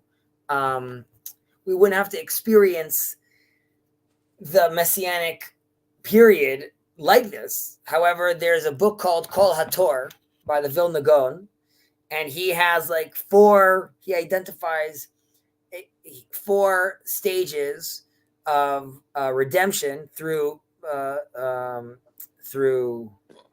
Messiah, son of Joseph, till Messiah, son of David comes, and this is brought up in Jeremiah Lamed Aleph 31, and the language over there. Then the name of Messiah is Ephraim, right? He's also the son of Joseph, so he's known as Ephraim. But that might not be his literal name. Could it be his literal name? It could be his literal name, So but is that going to be his literal name definitively? Of Mashiach ben Yosef? I don't know. I don't think so. I think it's I would assume there'll be, whatever his name or person is, there'll be a sense where how you'll be able to map it onto Ephraim as well. But the 4 stages that he speaks about over there is, the first stage is Har Ephraim, and this is when everyone comes back home, which has already happened. The number that the Vilna Gaon states is 600,000. When 600,000 people come back to Israel, that means that that first stage has happened. The reason is 600,000. That's a number that we see a lot. That's the number of people that were at Mount Sinai. What's interesting is that in 1948 there were 630,000 Jews living in Israel. Right, so it's so crazy that that's the number, that some people said that in the manuscript of Kol HaTor, it must have been doctored, because how did the Vilna Gaon know that it was going to be 600,000? On the other hand, it could also be that's exactly what it's supposed to be. It's prophetic and it's beautiful, and these things are manifesting to be true. So that's coming back home. There's stage 2, which is called Ephraim mitnoded. Ephraim is wandering, and he's going around the land, and he's trying to find his place.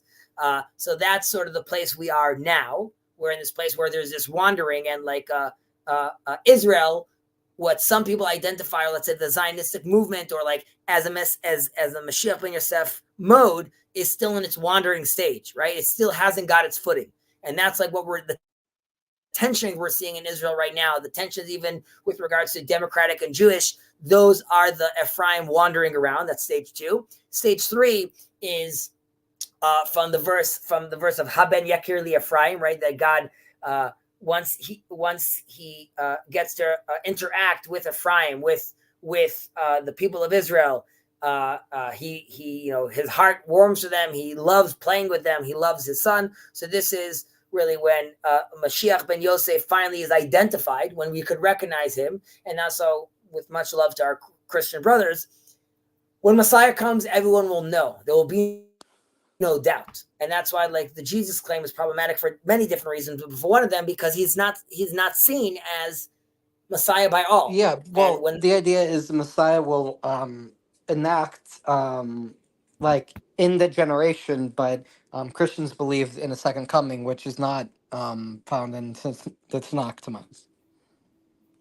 Right. Now, again, there's a whole, the Christians will come and say that they'll also go to the verse of Ephraim, where the first verse of the Bible where you could allude to the Josephite Messiah is with Ephraim. But when Yaakov crosses his hands, they'll come and be like, okay, you see, that's the cross when he's crossing his hands.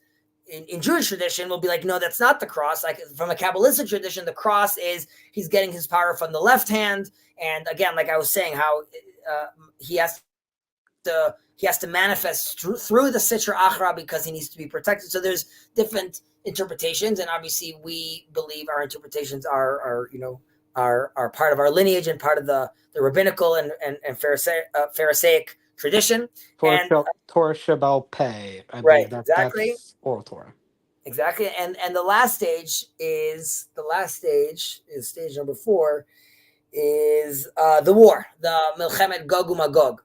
and there Mashiach ben Yosef has to fight with Aramilius, which some people identify as Romulus, but like it's the concept of Rome, like the idea, the archetype of Rome, and they're going to have that we're going to have that fight, there's a sense where there is an interpretation that Mashiach ben Yosef dies, and that has to some notes. There's hints to that in Zechariah, where we talk about this mysterious funeral. However, later on, some people interpreted that he doesn't have to die, as our sages tell us that the bad prophecies don't have to happen, right? Those are potential options, unlike the Greek gods and the faith that would say, like, you can change your faith. In Judaism, that's not the answer. The answer is like, this is an option if you don't do 1, 2, 3. You can manifest destiny. You can change reality if you act properly. So those are the 4 stages, and one could go on and on about that. But you do believe that the current situation geopolitically and the protests surrounding it are echoes of it? I think they're echoes of stage number 2. Yeah. And that's why when Jacob says, like, Zionism is like not it, I don't say Zionism is it. I say Zionism is stage 2 of us wandering, and it's a catalysm, or it's a catalyst for catalyst. Yeah. It's a step, but it's not the final step. Or do I have that wrong? It's like on a journey you can it's one of many paths, but it's not like the only path for the messianic, is what you're saying? Of course, it's not the only path. Like, we know that different prophets had the same prophecy, but in different versions. And like, we could reach the same point, but there's different routes how to reach that point. Yeah, and Zionism, in my opinion, is probably one of those routes. But one of the things in general about like TLC in this little corner is like the conversations we're having about like Messiah, about like metaphysical substructures of the universe, about metamodernity, like I was saying previously, it just feels so qualitatively different from every other element of the online, I guess you could say, political sphere. Just the conversations are just on a totally different level, if that makes sense. Mm-hmm. And like, do you believe that there is voices, these types of conversations, the qualitative substance of these conversations are going to in a sense become the future of the online political or discussion sphere? Or do you believe that like a lot of the nonsense, the drama, that's just gonna be a part of the broader internet community? I hope that's not a leading question. Can you repeat that again? Maybe it's like the types of conversations that take place on TLC, as in the substance of them, like about the nature of God, the nature of metaphysics, about philosophy and theology, like elevated conversations. Do you believe those types of conversations are going to be the future of the online political community, or do you believe that drama and like lowly worldly nonsense, which seems currently be where it's at, will continue? I hope that. No, it's not a leading question. I think that these conversations are also a means to an end, which is like, at some point we will know these things, we'll understand these things, and we will no longer need to discuss them, because we will be one with these ideas, and then we could fully manifest them, right? Be the full father you could be, which means that means the relationship with my son is the most full relationship father-son relationship could be. But that means he needs to be the full son that he could be, and every moment is fully realized. So, what does that conversation look like? We say tzaddikim nehenim ziv hashchina. They're enjoying the radiance of Hashem. So, sometimes it's not really a conversation. It's you're resting. You're resting from all of us are on this journey of, I want to understand. I don't want to be scared. I want to be certain. So there's being in your place. Yeah, it's just like the problem is so much of how young people on social media, like Destiny, like all of these people, it just feels like it just feels like people who don't know very much and they get caught up in these silly things. But it's like before I discovered TLC, I was sort of yearning to have clarity, and I found a lot of it here, I believe. And your Pirkei Avot stream is really good, and I like when Jacob streams, but it's just the online politics and internet. Like social media is not the root of all evil, but it really did amplify a lot of the dumbest voices, in my opinion, if that makes sense. But for sure. And there's, but that's also part of the clarification. There's a lot of dumb voices that we need to go through in order for us to come out of the other side, right? As I've mentioned in the past, our sages say you have to go through 50 levels of heresy to come out on the other side. So a lot of this conversation, like I think you gave an example of Destiny. I think Destiny, we're getting to see an evolving Destiny right now. But if Destiny were on the stream, he would have no clue what Pirkei Avot or Noahide or any of this. No, and he would also say he doesn't care. I understand that, but as he realizes, exactly, he doesn't care. No, I understand he says that, but he himself has mentioned how, like, just on the Israel conversation, it has forced him to realize, wow, like the conversation on this place is like the lowest level. He's like, it's shit. Like when he's speaking to Benny Morris, he realizes how delightful it is and how, like, if I want to be taken seriously, I need to act seriously. And that is, and maybe I'm wrong about this, but I think you're seeing a shift over there, which once someone wants to be invited to have someone wants to be part of a more serious conversation, it also demands. I'll take a step back, Kirk. You're 16, right? Yeah. Right. So, like, that you're unique in that sense, which is that you're not that kid that's doing that, right? You're the kid that's here instead. So. Yeah, but there are not that many kids like me. Not yet. Not yet. These things will happen. We just spoke about this right now about like what parents do and how they manifest and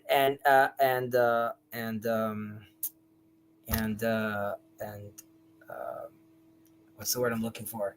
They are showcasing for the kids what that looks like, right? So your kids, please God, they'll see like, well, my dad was already doing this at 16, and those values hopefully will pass on to them.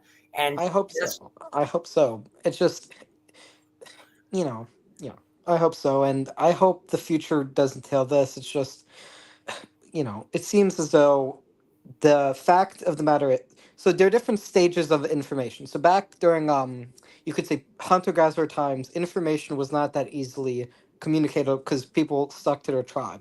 Then you had agricultural society where that's a level above that because now information can be communicated. Then you have like, sort of pre-industrial but city states, and then you have above that the industrial revolution, and now internet age, and you have all these different levels, and communication has become more easily accessible. Now I can talk as a guy from New Orleans to an Orthodox Jew in Jerusalem. I believe you're in Jerusalem, right? Mm-hmm. And that has the positive benefit of being able to educate people, but it also has the negative benefit that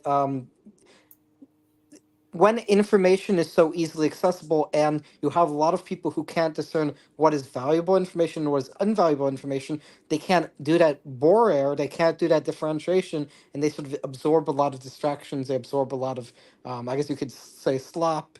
And I hope I guess you could say prayer to end this stream is that people's hearts tend towards, trying to find the meaningful elements. But and maybe you're right about Destiny. I don't know, but I just don't.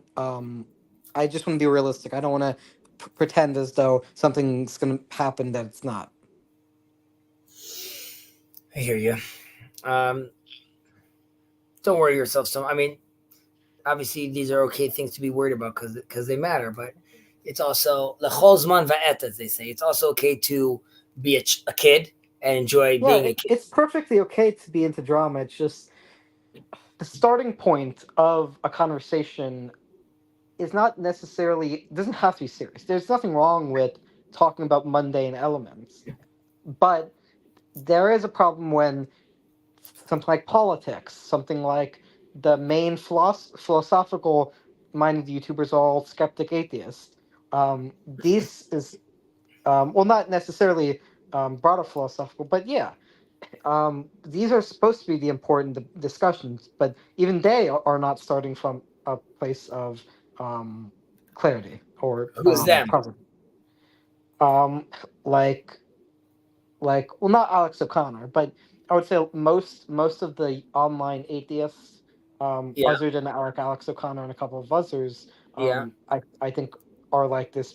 They don't, a lot of them tend towards skepticism and nihilism. I like the Sneeko, the Andrew Tate sphere. A lot of the red pill community is like this. I know. I think I know. I heard that name. Okay. A lot of the far left online, and even some on the right. Well, I don't believe it's as much of a problem on the right as it is on the left, but all of these different communities are just, oh, did you hear this guy with 3,000 views on Twitter said this about women and child support? Okay, this is not the same conversation that Hezi has when he's talking about this meta modernity and how we interpret stories. It's just a fundamentally, qualitatively different starting point in the presuppositions of why you should even have a conversation to begin with, if that makes sense. And yeah, but you're again the data points around you are showing you that they're like the whole movement towards Christianity right now that you see, the rise of Jordan Peterson. So these are things that take time, and as it is, it's some could say it's going extremely fast. All things today in our days are has been exacerbated, but Jordan Peterson, it's I do already been. think like Yeah. Ayan Hirsi Ali, Konstantin Kisin, there are do you watch trigonometry at all? Sometimes not like Yeah, here and like I there. would say the types. I mean, it's not quite as elevated, but I would say a lot of conversations there are examples of elevated conversations. Just at least in the broader punditry sphere, especially in mainstream media, it just seems as though they haven't caught up yet. Shwaya, slowly. Uh, oh, I see. Mark was here, but she built her platform by talking about her behind. Oh, I think that was Oh, Kim earlier. Kardashian. I got you. Okay. Shorthand meaning mapping attributes, character, state status, hypostatus. Yeah, you want to manifest and be that thing. Dan Smith. Thank you for your class today. If you have time, can you elaborate a little about King Solomon and idolatry? If he was considered a sinner, and if so, did he return back before his passing? Oh, did he repent? And then Dan Smith, did the idolatry affect his legacy and future offspring? Okay, those are good questions. So at the end of day, look, obviously God is very into King Solomon, very impressed also by his request for wisdom. But ultimately, at the end of his days in Kings 1, God is upset and ultimately tells him that he wants to tear away the kingdom from him. However, he says, "I won't do that for your father's sake. I'm not going to do that in your lifetime. Like it'll just happen later on that that will be removed from you." And Solomon was the son of was it David or yeah. Solomon is the son of David. He's the one that built the first temple. However, the Gemara, the Talmud, just like it talks about whoever says that David sinned, made a mistake? Correct. It made a mistake. Because they had my understanding is they had a divorce before the wartime or something like that. No, it's also because David also repents. David goes to Nathan and says, "I'm sorry," and Nathan's like, "Great, that's what God wants. Like you can repent for sins. Sins are not forever, unlike some Christian narratives." Now, in the Talmud, I'm not remembering who says this, but he, I don't remember Shimon. No, maybe Shmuel. He talks about how anyone that also says that Solomon sinned is also making a mistake. And there's a few examples he gives, and then basically the Talmud's telling you that his wives, wanted to, sway his heart, but he didn't sway. And he wanted to build this idol for Moab, but he didn't end up doing it.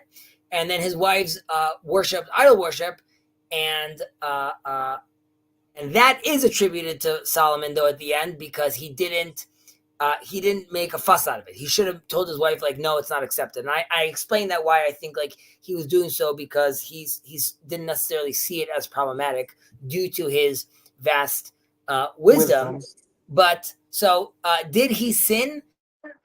So we don't see about a repentance necessarily like David, but we still have to show a tremendous amount of reverence for him. So there is an error over here, and he does get called out for it, but it's not, I would say it's not like full out sin, because within the things that he's being lambasted for, 1 out of the 3 he's sort of associated with. So it's sort of, let's say, a lower level transgression. But again, God is very particular with people at that level, right? The higher, like the more power, the more responsibility. With great power comes great responsibility. Exactly. So that's with regards to Dan's question. I wonder how old Matan Evan is. I don't know. Is that someone on the TLC? Who's Matan Evan? Oh, I think I do know who that is. Is that the boy that talks like this? Is he Israeli? Yeah. Okay. I see who it is. Yes, it's the boy who talks like this. Some Israeli. He's Israeli. He has like weird hair. I think I've seen him like a few times online. I don't know what his channel is or what he sells. I have no idea how old he is. If I had to guess, I would say he's like I don't know, 18, 16, something like that. Okay. Mark, may I ask, where is Kirk finding his faith? Mark, that's not Kirk. That's for you. Noah, Christian, Jews, something else. He is. Noahide? What do you say? Yeah, I'm a Noahide. I found Noahidism through research into different religions, and I believe Jews are correct about the fact that the Messiah has not come, and I believe I should observe the 7 Noahide laws, and I attribute a lot of the wisdom that I still don't have, but what I have, I did gain a lot of it from TLC and from Chezi and from Jacob, who have instructed me in a lot of Torah teachings. That's very kind of you. Tell me something, though, for a second, if you feel comfortable answering this. You grew up what? I grew up, my mom is an Orthodox Christian, and my father is a Catholic. However, both of them are not practicing. I got you. So at some point when you reached a place where you started questioning, having like faith questions, you went on a journey looking at things. Do you feel comfortable elaborating a little, like what that journey looked like for you? Like, what were you looking at? Originally I grew up Christian. Then I became, for a little bit, I actually was an atheist. And then afterwards, I figured I did believe in God for various reasons. And I can go through different reasons, but we'd be here all day. Then I was looking into the Bible, and then I saw different arguments. So you have William Lane Craig on the Christian side, and I also saw Rabbi Tovia Singer. And from watching Rabbi Tovia Singer, I really felt, Judaism is true because of, and from there, I a couple years later, I found this little corner. Thank you for sharing those thoughts with us. Mark, there's no right answer. I'm here because Kirk sounds like a remarkable 16-year-old boy. Yes, he definitely does. Thank you for your elaboration. Thank you. A thoughtful answer. All right. Kirk. So I'll see you guys next week. And I think we're going to go back to Monday, though, assuming... I don't know. Hopefully I'll be... Well, it's my understanding this week it was a little bit delayed because they have something with the CRC, which is a Council of Reformed Churches. No. The Senate and that conversation is like, I love the TLC. No Senate is going to get in the way of us teaching Torah. That's for sure. On schedule. I personally I was moving houses on Monday, so I just couldn't do the class. And that's how we So I'll see you guys next Monday. Yeah. Do you know when did you say you'll be able to get back to the no hide streams on Tuesday? So I was actually talking about this with Ben right now. I wrote on the no hide thing asking if people want to do like instead of going through the the prayer book, which is most of it is really just prayer. So like we could start reciting the prayer together and talk about it. But I was thinking of doing a deeper dive on the blessing of Shema and the associated blessings around it, and deep dive on the silent prayer, standing prayer, Tefillah Shemona Esrei. But no one responds. Is there a reason you would believe that would be relevant to Noah Hides? Well, if Noah Hides pray, that's what they would say, the Shema, and they would say those prayers. That's in the prayer book. Okay, I didn't know that. I don't have Rav Shirky's Sidor. I just because Noah Hides aren't halakhically obligated to pray. I pray sometimes personally, but not in any First of all, you're of course not. First of all, that's not true that you're not. There's not obligated to prayer, but there's a sense of like the way to speak to God is through prayer, and then the attitude is that using the tradition and sequences of the sages. So Rabbi Shirky, created and made and put together a prayer book for no hides. So there are some differences. There's some things that are less relevant, but there are things that we could join and do together. So like when, you could proclaim the Shema, and so can I, and that is prophetic. The silent prayer, it deals with unity of God, which is definitely relevant. It's from the Bible, and it's like that's coming top down, and that's so the Shema is the top down prophecy language. That's a sequence that we know that God, the author of the Torah, through Moses, is telling us this sequence, right? So we got to take that very seriously. And then there's the deep meaning of what that sequence is. Yeah. Then there's the bottom up.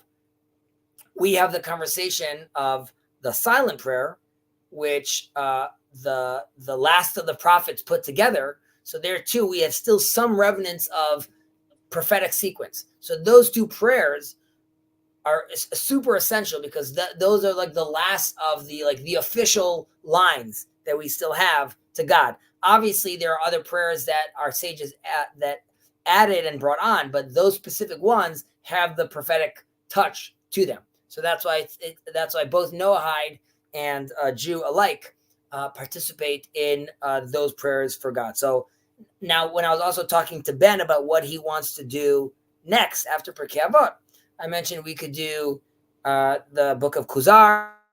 I mentioned we could also do a discussion of the Shmona Prakim of Maimonides, which is very interesting topics. Who's the one who wrote the I believe that was Yudah Halevi.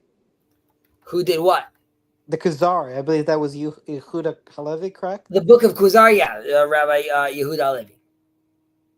Yeah, and that goes through I believe that goes through the like lineage of the written oral Torah, or do I mean, it's a whole long philosophical conversation, and like you really see like this Gentile, right? As he famously tells him, he's like, your intentions are correct, but your way is not, right? Like, and there's a whole sense where and even the no-hide movement itself is trying to illuminate and shine a light and show that the intentions of all people of the world. And of course, there's a tension in Christianity, right? Is Christianity a valid faith for Gentiles to partake in? And according to some, like the Meiri, he would qualify it as already a no-hide faith, right? So to people in the TLC, while at some point I believe clarification needs to be done, for all intents and purposes, Judaism sees Christianity, according to some sages, as legitimate for Gentiles.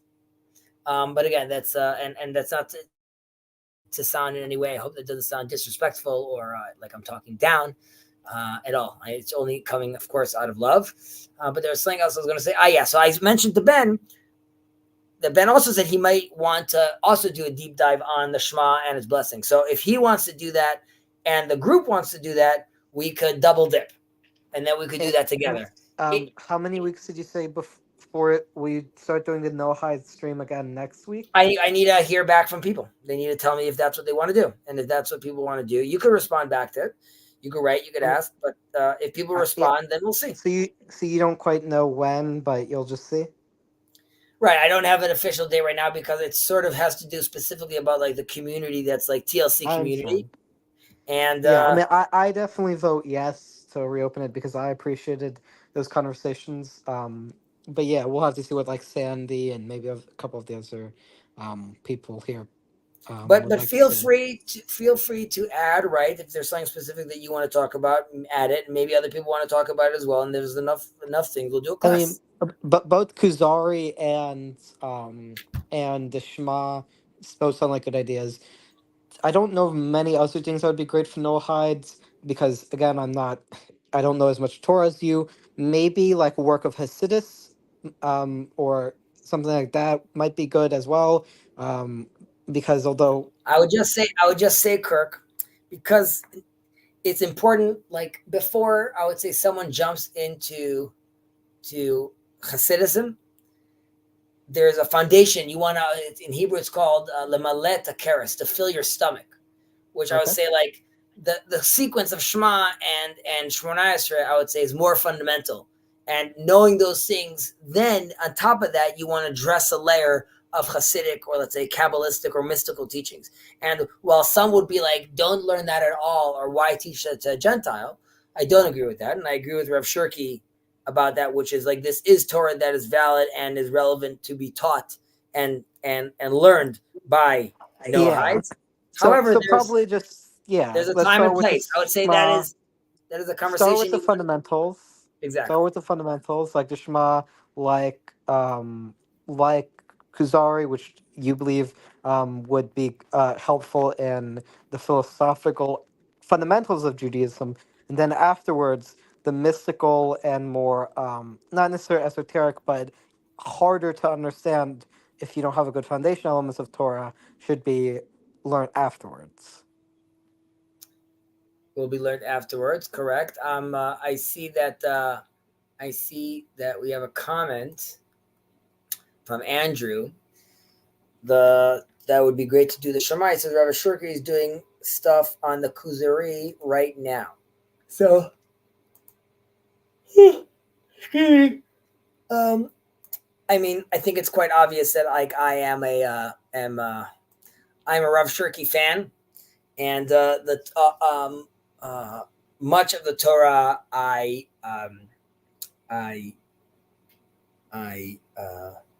proclaim. I don't proclaim anything actually. The Torah that I attempt to Clarify. reiterate and talk about is very much inspired by Rav Kook. By Rav Shirky, who is inspired by Rav Yuda Leon Ashkenazi and Rav Kook. So it's a modern day Rav Kook interpretation. I'm sorry, I'm just holding this Wolverine toy in my hand.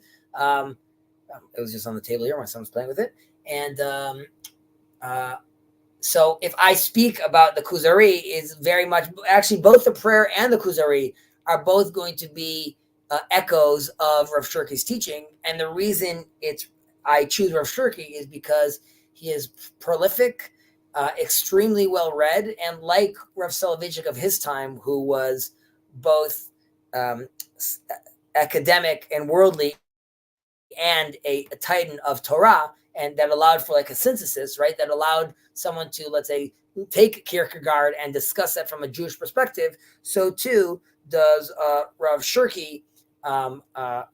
He also is a titan, and that's why when he teaches, I know I'm getting already through his teachings. I'm getting